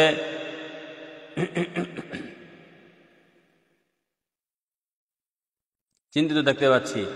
এরপরে সাহাবা বল, কালা ইয়া নবী আল্লাহ শাইউন ফারাহতু শাইউন ফাকারতু ফিহি। তিনি আরজ করলেন, হে আল্লাহর নবী, গুরুত্বপূর্ণ বিষয় নিয়ে আমার ভাবনা। তার নবীজি বললেন, হুজুর পাক বললেন, সে কি? মা হুয়া, সেটা কিতা? ক্বালা নাখদু আলাইকা ওয়া নারহু নানজুরু ইলা ওয়াজহিকা। তিনি বললেন, সাহাবী বললেন, এখন আমি কি সকাল কি সন্ধ্যা আপনি যখনই আপনার প্রেমে উদাস হয়ে যায়, সাথে সাথে আপনার সাথে দর্শন করে সে তৃষ্ণা মিটিয়ে নেই। হ্যাঁ, তারপরে বললেন, বানু জালিসুকা ওয়াগাদান, বললেন কাল যখন, ওয়াগাদান পরবর্তীতে যখন, তুরফাউ মায়া নবীনা ফালা নাসিলু ইলাইকা ফালাম ইয়া রুদ্দা আন নবী সাল্লাল্লাহু আলাইহি ওয়াসাল্লাম আলাইহি শাইয়ান ফাতাহু জিবরাইলু বিহাযিল আয়াত। তারপরে আগামীকাল মানে কাল যখন আপনি নবীদের সঙ্গে বেহেশতে অবস্থান করবেন, আমি আপনার সাক্ষাৎ থেকে বঞ্চিত হয়ে যাব। এই প্রেক্ষিতে উক্ত আয়াত শরীফ সহকারে হযরত জিবরাইল অবতরণ করেন। তাফসীর ইবনে কাসির ১ পৃষ্ঠা ৫২২। মানে বিষয়টা হচ্ছে কি, এক সাহাবী, আলোচনা আমরা করেছি পূর্বে, এখন এটা অন্য একটা রেওয়াজ, একই মূল বিষয়বস্তু একই, এখন অন্য একটা রেওয়াজ, যে ওই আয়াতটা যে নাজিল হইল সূরা নিসা ৫৯ নম্বর আয়াত, ওয়া মাইতুল্লাহ ওয়া রাসূলা ফাউলাইকা মায়াল্লাযিনা আন'আমাল্লাহু আলাইহিম মিনান নাবিয়্যিনা ওয়াস-সিদ্দীকিনা ওয়াশ-শুহাদা'i ওয়াস-সালিহিন ওয়া হাসুনা উলাইকা রাফিকা। এই আয়াত নাজিলের প্রেক্ষাপট, এক সাহাবী নবী পাক সাল্লাল্লাহু আলাইহি সাল্লামের দরবারে এসে আসলেন। আসার পর নবী পাক সাল্লাল্লাহু আলাইহি সাল্লাম তাকে একটু চিন্তিত দেখলেন। বললেন, হে উমর, বললেন যে তোমাকে চিন্তিত দেখাচ্ছে, তোমার কোনো সমস্যা, কোনো খানা দানা খেয়েছ, কেউ অসুস্থ আছে, কেউ মারা গেছে, এরকম যে বললেন, তোমাকে কেন চিন্তিত দেখাচ্ছে? তখন সাহাবী বললেন, ইয়া রাসূলুল্লাহ, কি যে তিনি আরজ করলেন, হে আল্লাহর নবী, গুরুত্বপূর্ণ বিষয় নিয়ে আমার ভাবনা। ইয়া রাসূলুল্লাহ, আমার তো গুরুত্বপূর্ণ বিষয় নিয়ে ভাবনা। হুজুর পাক নবীজি বললেন, সে কি, সেই গুরুত্বপূর্ণ বিষয়টা কি? তিনি বললেন, এখন আমি সকাল বিকাল সন্ধ্যা কি রাত্র কি ভোর, যখনই আমার মন চায় তখন আপনার চেহারা মোবারক থেকে আমি শান্তি, তৃপ্তি, প্রেম, ভালোবাসা আহরণ করার জন্য আমি আপনার দরবারে দিনে রাইতে সকাল সন্ধ্যা যে কোনো সময় চলে আসি। কিন্তু ব্যস্তের মধ্যে যখন যাব তখন তো আপনি থাকবেন। তারপরে সাহাবী বলতেছে, প্রশ্ন করতেছে, সাথে সাথে আপনার দর্শনে তৃপ্তি মিটিয়ে নেই। কাল যখন আপনি নবীদের সঙ্গে, মানে কাল বলতে এখানে বলা হয়েছে যে মানে আফটার ডেথ, মানে কিয়ামতের পরে, বা আপনি যখন নবীদের সাথে সর্বোচ্চ আসনে ব্যস্তের মধ্যে থাকবেন, তখন তো আমরা আপনার দেখা এরকমভাবে পাবো না। তখন আমাদের অবস্থা কি হবে? তখন আমরা কি করব? আমরা তো ব্যস্ত আমাদের কাছে নিরাশ হয়ে যাবে, ব্যস্ত আমাদের কাছে নিরানন্দ হয়ে যাবে, ব্যস্ত আমাদের কাছে অসার হয়ে যাবে। কোনো এই ধরনের ব্যস্ত আমাদের দরকার নাই। তখন আমরা কি করব? এই যখন প্রশ্ন করেছেন সাহাবী নবী পাক সাল্লাল্লাহু আলাইহি সাল্লামকে, প্রশ্ন করাতে আল জিব্রাইল এই আয়াত নিয়ে হাজির। কোনটা? সূরা নিসা। আমরা যে আয়াতটা পূর্বে বলেছি, সূরা নিসা 49 নম্বর আয়াত নিয়ে জিব্রাইল আলাইহিস সালাম হাজির।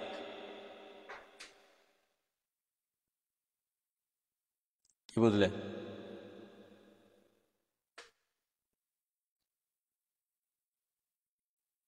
কি বোঝা গেল?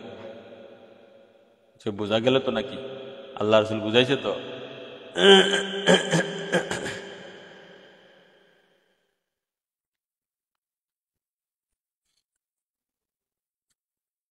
আল্লাহু আকবার ইয়া রাসূলুল্লাহ। তাহলে সাহাবারা 1500 বছর আগে প্রশ্ন উত্থাপন করেছিলেন, তারা কত বড় প্রেমিক ছিলেন নবীজি। যদি নবী প্রেম শিখতে হয়, সাহাবীদেরকে স্টাডি করতে হয়।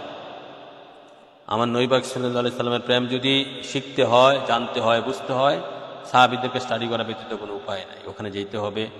এই জন্য সাহাবীদেরকে যারা সমালোচনা করে, সাহাবায়ে কেরামকে যারা জররা পরিমাণ সমালোচনা করে, ঠেরা চোখে দেখে, তাদের সাথে খাওয়া দাওয়া, ওঠা বসা, চলাফেরা বন্ধ, তারা শিয়া। যারা আমার সাহাবায়ে কেরামকে সমালোচনা করে, বেকা চোখে দেখে, সাহাবায়ে কেরামকে সমালোচনা করে বেকা চোখে দেখে, টেরা চোখে দেখে, সাহাবায়ে কেরামের সম্মান পরিবর্তে তাদের দুষ্টুরি ধরার যারা ব্যস্ত, তাদের সাথে চলা যাবে না, খাওয়া যাবে না, ওঠা বসা করা যাবে না, তারা শিয়া। শিয়াদের কাজই হচ্ছে সাহাবায়ে কেরামের সমালোচনা করা, তাদের দুষ্টুটি বের করা। নাউজুবিল্লাহ ওয়া রাসূলি। আর খারিজি ওয়াহাবিদের কাজ হচ্ছে আমার নবী পাক সাল্লাল্লাহু আলাইহি সাল্লামের সম্মান লুকিয়ে রাখা। এই দুইটাই দল জঘন্য সারা পৃথিবীতে। একটা হচ্ছে খারিজি ওয়াহাবি, এটা আমরা বলি, ঠিক আছে? খারিজি ওয়াহাবি নজদি, যেটা তাদের কাজ হচ্ছে আবার নবী পাক সাল্লাল্লাহু আলাইহি সাল্লামের সম্মান লুকিয়ে রাখা। হ্যাঁ। আর শিয়া, যেটা শিয়া মতবাদ, এই 1200-1400 বছর আগের থেকে কি শিয়া, 1500 বছর ধরে শিয়া। শিয়া মতবাদে যারা বিশ্বাসী, ভ্রান্ত, তারাও কি করে, তারা কিছু কিছু নবীর সম্মানে মেনে সাহাবীদেরকে তারা অসম্মান, অশ্রদ্ধা, তাদেরকে দুষ্টুটি ধরার চেষ্টা করে। তো তাদের থেকে দূরে থাকতে হবে শিয়া এবং খারিজি ওয়াহাবি। সারা পৃথিবীতে দুইটা সবচেয়ে বড় দল, একটা হচ্ছে আহলে সুন্নাত ওয়াল জামাত, সেটা হকপন্থী, সেটা জান্নাতি, সেটা নবীর প্রেমিক, সেটা হচ্ছে নবীর গোলাম। তারাই এখান থেকে ওলিয়া আল্লাহ গাছুদ হবে, এখান থেকে হক্কানি আলেম ওলামা বিশ্বাস হওয়া যায়। এই রাস্তাতে মুক্তি, এই আহলে সুন্নাত ওয়াল জামাতে মুক্তি। মা আনা আলাইহি ওয়া সাহাবী, মা আনা আলাইহি ওয়া সাহাবী, এখানেই মুক্তি। তো তিনটা দল হচ্ছে, তখনই ছিল তিনটা দল, এখনো আছে। বিশেষ করে খারিজি ওয়াহাবিরা সৃষ্টি হয়েছে 1703 সাল আব্দুল্লাহ ইবনে ওয়াহাবের জন্মের পর থেকে। 1703 সালের পরে, আজ থেকে 300। যারা ইয়াং জেনারেশন আছেন, শিক্ষিত লোক আছেন, তাদেরকে বলি আহলে সুন্নাত ওয়াল জামাতের যে হকপন্থী, সত্যপন্থী, সেটার প্রমাণ দেখেন। এই বাংলাদেশে যত দল আছে, বিশেষ করে খারিজি ওয়াহাবি, এগুলার 300 বছর আগের কোনো ইতিহাস নাই। খারিজি ওয়াহাবিদের এই ওয়াহাব নজদির পূর্বে তাদের কোনো ইতিহাস নাই, মাত্র 300 বছর। 1703 সালে নজদি ওয়াহাবের জন্ম, ইংরাজি 1703 সালে। তো এর আগে তাদের কোনো ইতিহাস নাই। তারপরে দেখেন উপমহাদেশে ওয়াহাবি আবার দুই প্রকার, হচ্ছে নজদিপন্থী ওয়াহাবি, আর হচ্ছে সৈয়দ আহমদ বেরলভীপন্থী ওয়াহাবি, চরমনাই, কৌমি, দেওবন্দি, তারা সৈয়দ আহমদ বেরলভী বলতে। তারা দেখেন, তাদেরও ওই সৈয়দ আহমদ বেরলভী পর্যন্ত তাদের ইতিহাস। এরপরে তারা আর নাই, এর আগের পূর্বে তারা আর নাই। তাহলে কি বোঝা গেল? আর যেটা হক ইসলাম, হক দল, সেটা হচ্ছে আহলে সুন্নাত ওয়াল জামাত। তারা ওই নবী পাক সাল্লাল্লাহু আলাইহি সাল্লামের আমল থেকেই, সুন্নি জামাত নবীজির আমল থেকেই। সাহাবারা সুন্নি ছিল, আকীদায় সুন্নি, আমলও সুন্নি। নবীর সুন্নতের, নবীকে ভালোবেসে নবীর সুন্নত অনুসরণ করা। সুন্নি মানে শুধু নবীর সুন্নত আগে তা না, আগে নবীর ভালোবাসা, আগে নবীর ভালোবাসা, তারপরে সুন্নত। ধীরে ধীরে ধরবেন, সুন্নত পালন করার চেষ্টা করবেন ধীরে ধীরে।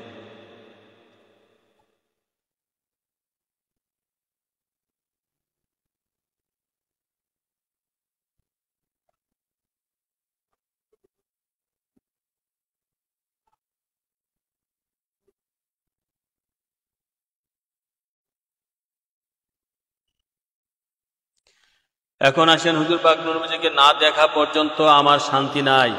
সাহাবে কেরামের বাণী।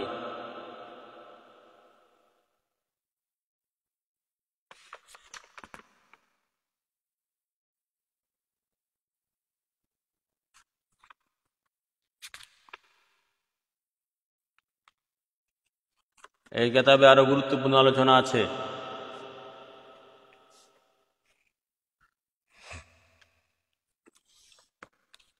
হুজুর পাক নূর নবীকে না দেখা পর্যন্ত আমার শান্তি নাই। ইমাম বাগবী হযরত সওবান রাদিয়াল্লাহু আনহু সম্পর্কে একটি হাদিস রওয়ায়াত করেন। তিনি ছিলেন কৃতদাস। হুজুর পাক নূর নবীজি তাকে ক্রয় করে মুক্ত করে দেন। তার অবস্থা কিরূপ ছিল একটু দেখুন। সেদিনা মাহমুদ মুজবা সাল্লাল্লাহু আলাইহি ওয়াসাল্লামের সাথে তার ছিল অগাধ প্রেম ভালোবাসা, নিয়ন্ত্রণে তিনি ছিলেন অপারগ। একদা হুজুর পাক নূর নবীজি সাল্লাল্লাহু আলাইহি ওয়াসাল্লামের দরবারে তিনি বিমর্ষ বদনে উপস্থিত হন। হুজুর পাক নূর নবীজি বললেন, কি ব্যাপার, তোমার চেহারা যে মলিন।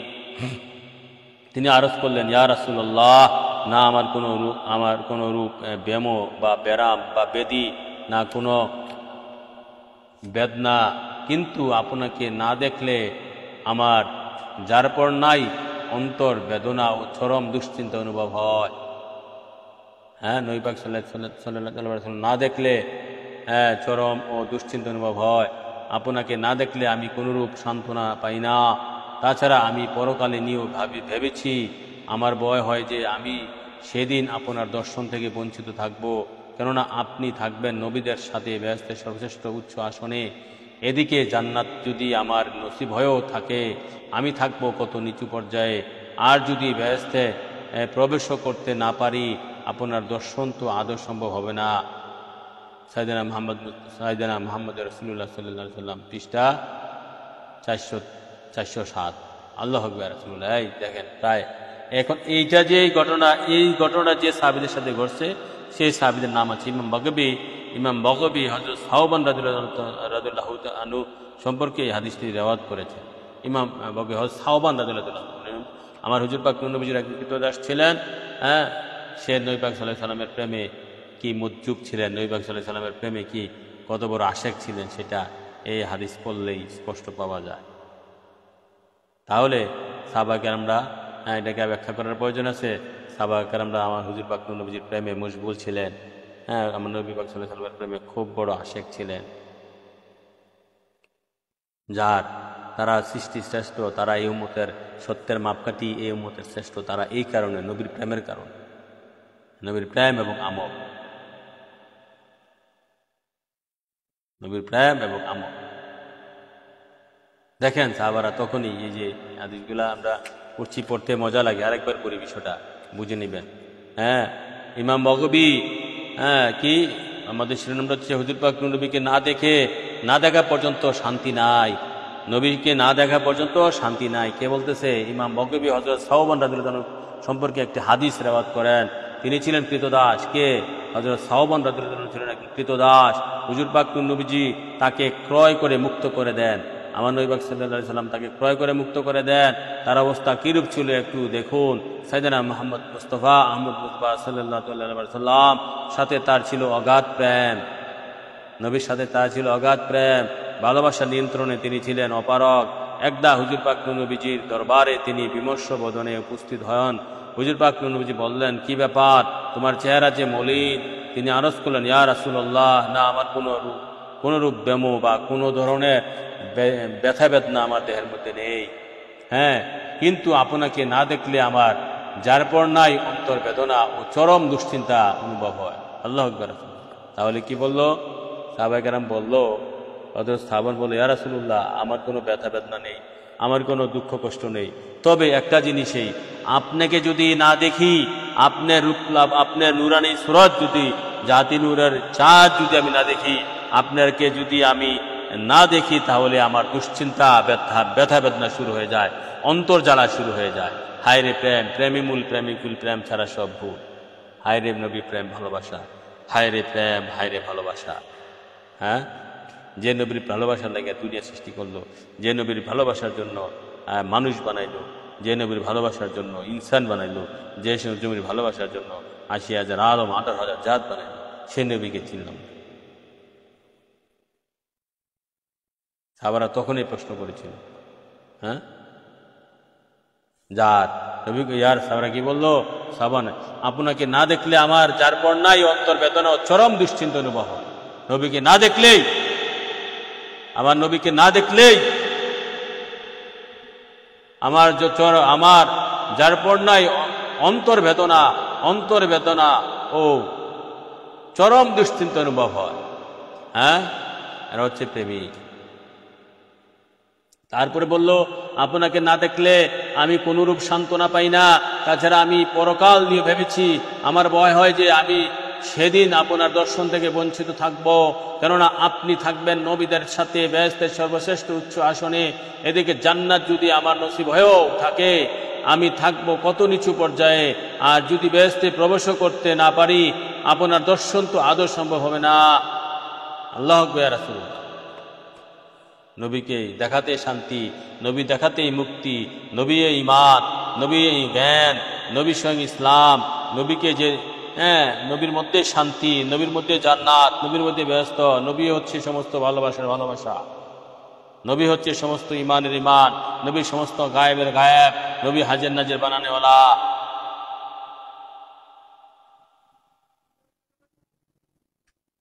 আল্লাহু আকবার। ইয়া রাসূলুল্লাহ সাল্লাল্লাহু আলাইহি ওয়াসাল্লাম,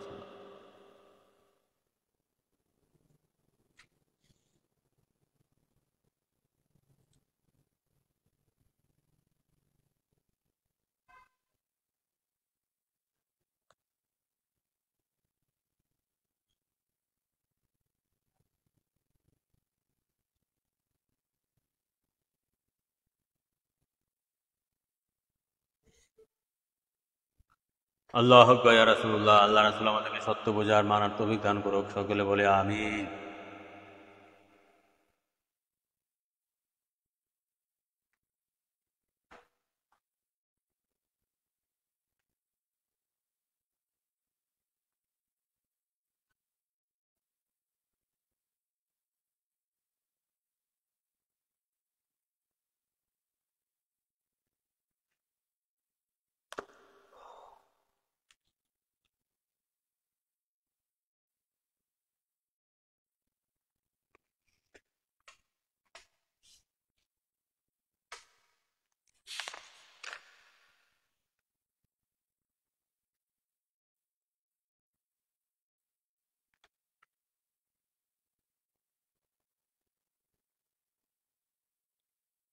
আমরা এতটুকু আর একটু করেই খোদ হুজুর পাক নূর নবীজির ভাষায় মিলনের সুসংবাদ,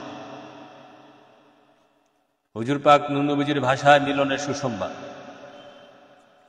আল্লাহ দুস্ত হাবিব মাসুক আব্দুহু নূরে খোদা নূর ইসলাম আকা মাওলা তাজারে মদিনা সাইয়েদনা মুহাম্মদ মুস্তাফা আহমদ মুজতবা সাল্লাল্লাহু আলাইহি সাল্লাম হযরত মুআজ বিন জাবাল রাদিয়াল্লাহু আনহুকে ইয়ামানের শাসনকর্তা নিযুক্ত করে সেখানে পাঠাচ্ছেন। হুজুর পাক নবী তাকে বাহনে আহরণ করার নির্দেশ দিলেন। সাথে সাথে হুজুর পাকও চলতে লাগলেন পদব্রজে, আর কতিপয় উপদেশ দিলেন। সবশেষে বললেন, হে মুআজ, হয়তো তোমার সাথে আমার আর সাক্ষাৎ না হতে পারে, না করতে পারে। হ্যাঁ, আমার এই মসজিদ এবং রোজা শরীফের দর্শন অবশ্যই তোমার হবে। এত শ্রবণে হযরত মুআজ রাসূল বিচ্ছেদের কথা ভেবে অবিশ্রান্ত কান্নায় ঝরে পড়লেন। হযরত মুআজ রাদিয়াল্লাহু আনহু কান্না দেখে হযরত নূর নবীজি, হযরত মুআজের কান্না দেখে হুজুর পাক নূর নবী তাকে সান্ত্বনা দেন। সুম্মাল তাফাতা ফা আকবালা বিওয়াজিহি নাহওয়াল মদিনাতি ফাকালা ইন্না আওলা নাসি বিয়া মুত্তাকুনা মান কানু হাইসু কানু। কি বলতেছে? ফাকালা ইন্না আওলা নাসি। এবং নবী পাক সাল্লাল্লাহু আলাইহি ওয়াসাল্লাম যে হাদিসটা এখানে বলতেছে, হুজুর পাক নূর নবীজি মদিনা শরীফের দিকে চেহারা মুবারক করে বললেন, মুত্তাকি লোকেরা আমার সঙ্গ লাভ করবে, সে যেই হোক আর যেখানেই হোক, ইমানদার মুত্তাকি। তাকওয়া কোথায় থাকে? কালবে থাকে। ঈমান কোথায় থাকে? কালবে থাকে। নবী পাক সাল্লাল্লাহু আলাইহি ওয়াসাল্লাম মুআজকে বলতেছেন, ইন্না আওলা নাসি বিয়া মুত্তাকুনা মান কানু ওয়া হাইসু কানু। হে মুআজ, তোমাকে ঈমান পাঠাচ্ছি, তুমি যদি সত্যিকারের ঈমানদার মুত্তাকি হও, তুমি যেখানে থাকুন না কেন তুমি আমার সঙ্গ পাবা। আমি মানুষের ওই মানুষদের সবচেয়ে নিকটে আমি, ইন্নাল আওলান নাসি, আমি ওই সমস্ত মানুষের সবচেয়ে নিকটে যে মানুষগণ ইমানদার মুত্তাকি, ইমানদার মুত্তাকি,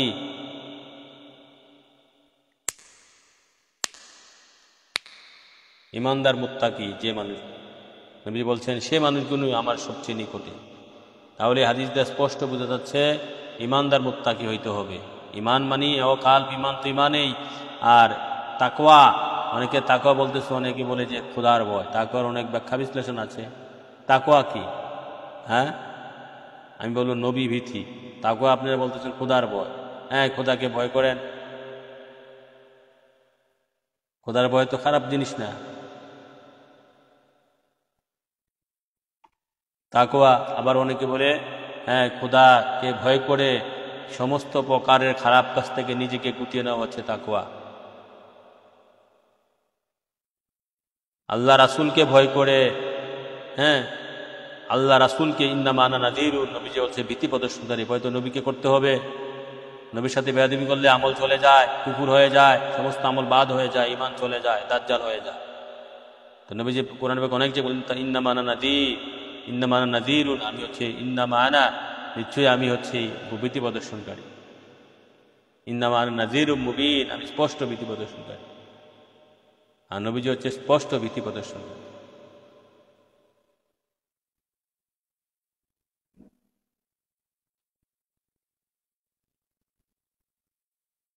তাহলে তাকওয়া হচ্ছে ওই যে হ্যাঁ আল্লাহ রাসূলের ভয়, হ্যাঁ, বা নবী আল্লাহ রাসূলের ভয়। শুধু ঈমানবিহীন আবার তাকওয়া কোনো কাজ হবে না। আগে ঈমান পরে তাকওয়া। আল্লাহ রাসূলের ভয়ে সমস্ত খারাপ কাজ থেকে নিজেকে গুটিয়ে রাখা। কোনো এক সাহাবী তাকওয়ার ব্যাখ্যা ভাবে দিয়েছিলেন যে আপনি একটা আমি একটা কি বাগান, একটা বাগানের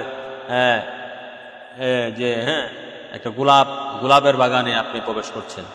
গোলাপের বাগানে তো গোলাপ ফুলের তো গাছে কাঁটা থাকে। আপনাকে সেভাবে গোলাপ ফুল পাড়তে হবে যাতে আপনাকে মধ্যে একটা কাঁটা না বিধে আপনার দেহের মধ্যে।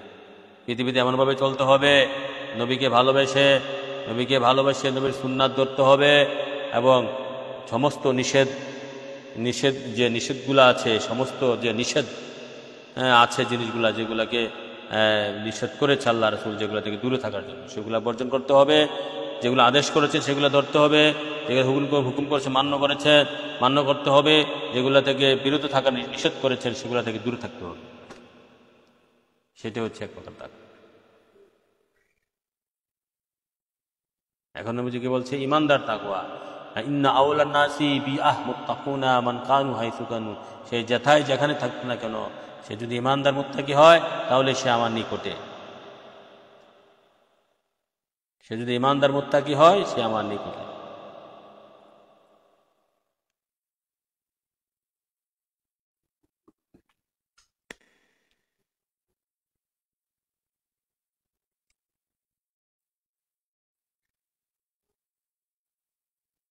তাহলে আমরা কি পাইলাম? নবী পাক সাল্লাল্লাহু আলাইহি ওয়াসাল্লাম এক হাদিসে বলেছেন আল মারু মান হাব্বা, যে যারে ভালোবাসে সে তার সাথে থাকবে। আমরা এটা দিয়ে শুরু করেছিলাম। আমরা নবী পাক সাল্লাল্লাহু আলাইহি ওয়াসাল্লামকে জান ও মালের চেয়ে বেশি ভালোবাসি, সবচেয়ে বেশি ভালোবাসি। আমরা নবীর সাথে থাকবো, এটা আমরা আশাবাদী। হ্যাঁ হ্যাঁ তারপরে আরেক হাদিসে নবীজি বলতেছেন ইন্না আওলান নাসি বিহা মুত্তাকুনা মান কানু হাইসু কানু, ইন্না আওলান নাসি, মানুষের মধ্যে ওই ব্যক্তি আমার নিকটে সবচেয়ে বেশি নিকটে যিনি হচ্ছে ইমানদার মুত্তাকি। হ্যাঁ, ইমানদার মুত্তাকি। তাহলে দেখেন যে যারা এখন বংশ নিয়ে গর্ব করতেছে, ঠিক আছে, নবী পাক সাল্লাল্লাহু আলাইহি ওয়াসাল্লাম বলে নাই যে যারা শহীদ বংশে জন্মগ্রহণ করছে তারা আমার সাথে থাকবে। নবী যারা বলে নাই যারা চৌধুরী বংশ জন্মগ্রহণ করছে তারা আমার সাথে থাকবে। নবী তারা বলে নাই যারা মুফতি প্রয়াস করছে তারা আমার সাথে থাকবে। নবী তারা বলে নাই যারা মুহাদ্দিস হয়েছে তারা আমার সাথে থাকবে। নবী এই কথা বলে নাই যারা কোরআন হাফেজ হয়েছে তারা আমার সাথে থাকবে। নবী এই কথা বলে নাই যারা বিশ্বাস হয়েছে তারা আমার সাথে থাকবে। নবী বলে নাই এই কথা বলে নাই যারা মাওলানা হয়েছে তারা আমার সাথে থাকবে। এক জায়গায় বলছে আল মারু মান হাব্বা, হ্যাঁ, যে যারে ভালোবাসে সে তার সাথে থাকবে। নবীকে যদি সত্যি জান ও মালের চেয়ে বেশি ভালোবাসেন তো নবীর সাথে থাকবেন। নবী দুজানকে যদি জান ও মালের চেয়ে বেশি ভালোবাসেন তো নবীর সাথে থাকবেন।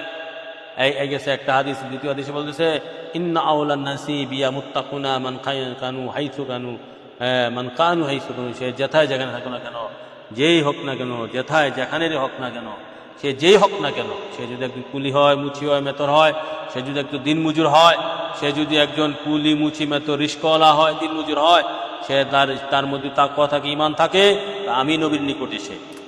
নবীজি বংশমর্যাদা ইসলামে নাই, বংশগৌরব ইসলামে নাই। হ্যাঁ, ওই যে ওয়াহাবিদের নেতা সৈয়দ আহমদ লিপি, এই সৈয়দ বংশ ছিল। হ্যাঁ, সার্টিফিকেট প্রাপ্ত সৈয়দ আহমদ লিপি, লাভ হবে কি? হ্যাঁ, ওয়াহাবিদের নেতা। প্রচুর শিয়া আছে সৈয়দ, বাতিলপন্থী শিয়াদের মধ্যে সৈয়দ। হ্যাঁ, আমরা যেটা, আমার নবীর তো কোনো বংশ নাই। নবী যেহেতু মানুষ না, তার বংশ হয় কেমনে? নবী তো রক্ত মাংসের না, নবী তো আমার মতো না, আপনার মতো না, সৃষ্টির কারো মতো নয়। নবীকে যদি বলতে হয় একমাত্র আল্লাহর মতন বলবে। হ্যাঁ, তিনি তো আব্দুল্লাহ মিলনের ফসল নয়, আউযুবিল্লাহি মিনাশ রাসূলি, তাহলে তার বংশ হয় কেমনে?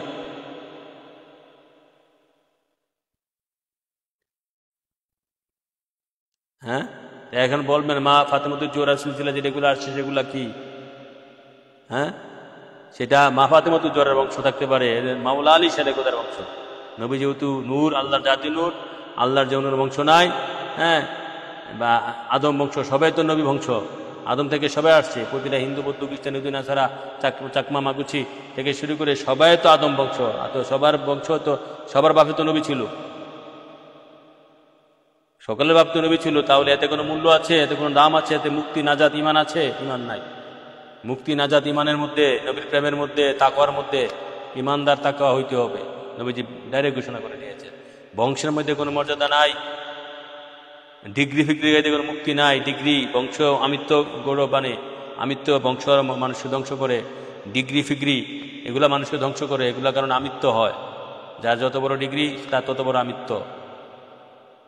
তো বংশ দিয়ে মানুষের কোনো পার্থক্য করার কিছু না। যারা বংশের মুহে পড়ে আছেন তাদেরকে দাস্তে কাস্তে অনুরোধ করছি, বংশের এই ওয়াসওয়াসা থেকে নিজেকে রক্ষা করুন। বংশের মর্যাদা কি? হ্যাঁ, স্কুল, কলেজ, মাদ্রাসা, বিশ্ববিদ্যালয় যে কে বংশের মর্যাদা আসল না, যে কি হচ্ছে বংশের মর্যাদা আসল না, এটা নকল। নবী পাক সাল্লাল্লাহু আলাইহি সাল্লামের আমি বলবো কোনো বংশ নাই। নবীকে তারাই বংশ বলে যারা নবীকে মানুষ জানে। নবীকে আমরা নূরের মানুষ বলি, নূরের কোনো বংশ হয় না। নবীদের রক্ত মাংসের নয়, যদিও রক্ত মাংস ছিল সেটাও নূর, সেটা রক্ত মাংস আপনার আমার মতো নয়। নবীদের রক্ত মুবারক, মাংস মুবারক, এটা আপনার আমার মতো নয়, সৃষ্টির কারো মতো নয়। জিব্রাইল যখন মানুষ রূপ নিয়ে আইতো, তার দেহ তো রক্ত ছিল, মাংস ছিল, খাইতো, ঘুমাইতো। বিয়া শাদী করাই দিলে জিব্রাইল হইয়া গেল। জিব্রাইল যে পাওয়ারফুল, জিব্রাইল হইয়া গেল, বিয়া শাদী করাই দিল। তাহলে জিব্রাইলকে মানুষ বলছেন কখনো? বলবেন? হুরুত মারুত করে হয়েছে না? তো হুরুত মারুতের বংশ আছে।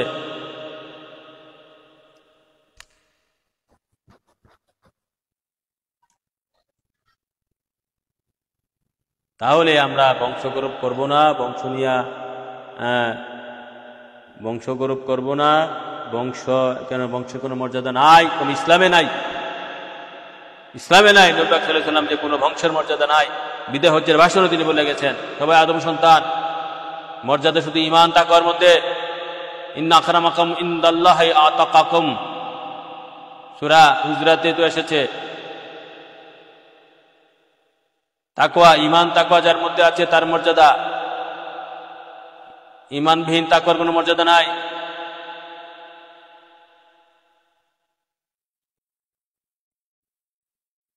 বংশের কোনো মর্যাদা নাই। কুলি মুচি মেথর তারা নবীর আশা হইতে পারে, ওলি হইতে পারে। আপনি দেখেন সাইয়েদনা বেলাল রাদিয়াল্লাহু আনহু, হাসবি বেলাল কি ছিল, কি ছিল, আর নবী কি বানাইছে তারে? আল্লাহু ইয়া রাসূলুল্লাহ, সেই বেলালের মতো শান মর্যাদা। হ্যাঁ, তারপরে উনিও দাস ছিল, কি বানাইছিলেন দুজা। তারপরে জায়েদ ইবনে হারেসা, জায়েদ নবী পাক সাল্লাল্লাহু আলাইহি ওয়াসাল্লাম পালিত পুত্র। নবীজি কি বলছে? মা আয়েশা সিদ্দিকা থেকে হাদিস, যে জায়েদ যদি বেঁচে থাকতো, মানে জায়েদ নবীজি খলিফা বানাইতো। আল্লাহু ইয়া রাসূলুল্লাহ। হ্যাঁ, জায়েদ ইবনে হারেসা,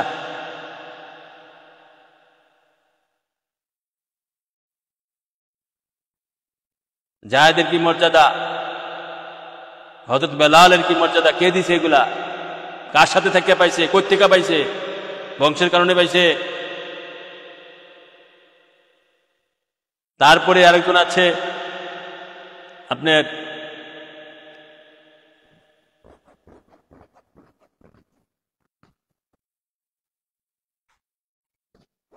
এরকম আরো সাহাবী আছে, বংশের কারণে কোনো মর্যাদা নাই।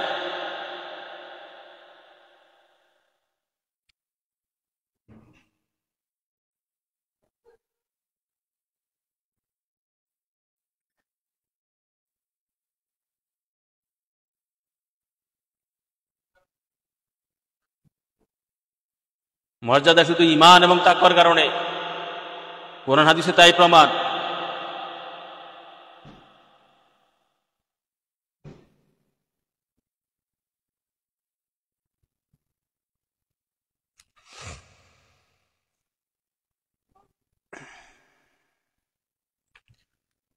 যাই হোক, আপনারা যারা আজকে ছিলেন সাথে, হাজার কোটি শুকরিয়া, আর বাড়ছি না। পরবর্তীতে আবার দেখা হবে লাইভে। মাগরিবের আধা ঘন্টা পরে থাকার চেষ্টা করেন, কালকে না হয় পরশু, পরশু না হয় তরশু। হ্যাঁ, তো আজকে প্রায় 1.5 ঘন্টা হয়ে গেছে। হ্যাঁ, একটু ঘুম ঘুম ভাবও হয়ে গেছে।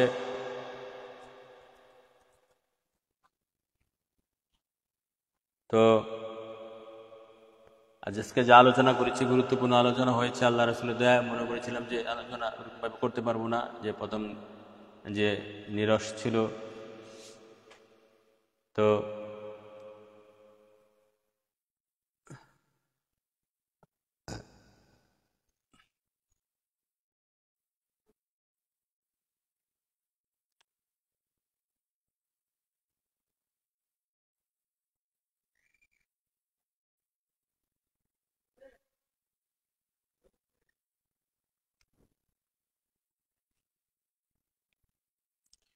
তো আর বাড়ছি না। আল্লাহ রাসূল আমাদের সকলকে আজকের আলোচনা বোঝা মানার তৌফিক দান করুক, এবং যারা কষ্ট করে সময় দিচ্ছেন, কমেন্ট করেছেন, শেয়ার করেছেন, তাদের অন্তরে নবীর প্রেম বাড়াই হোক, নবীর ভালোবাসা বাড়াই হোক। হ্যাঁ, তো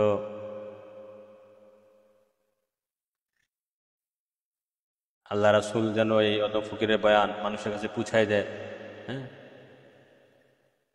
আমরা আল্লাহ তাওয়াক্কালতু আলাল্লাহি ওয়া রাসূলিহি ইন্নাল্লাহা ইউহিব্বুল মুতাওয়াক্কিলুন, আল্লাহ রাসূল মুত্তাকিনদের ভালোবাসেন, আল্লাহ রাসূলের উপর যারা নির্ভরশীল তাদেরকে ভালোবাসেন। হ্যাঁ, তো আমরা আর পারছি না।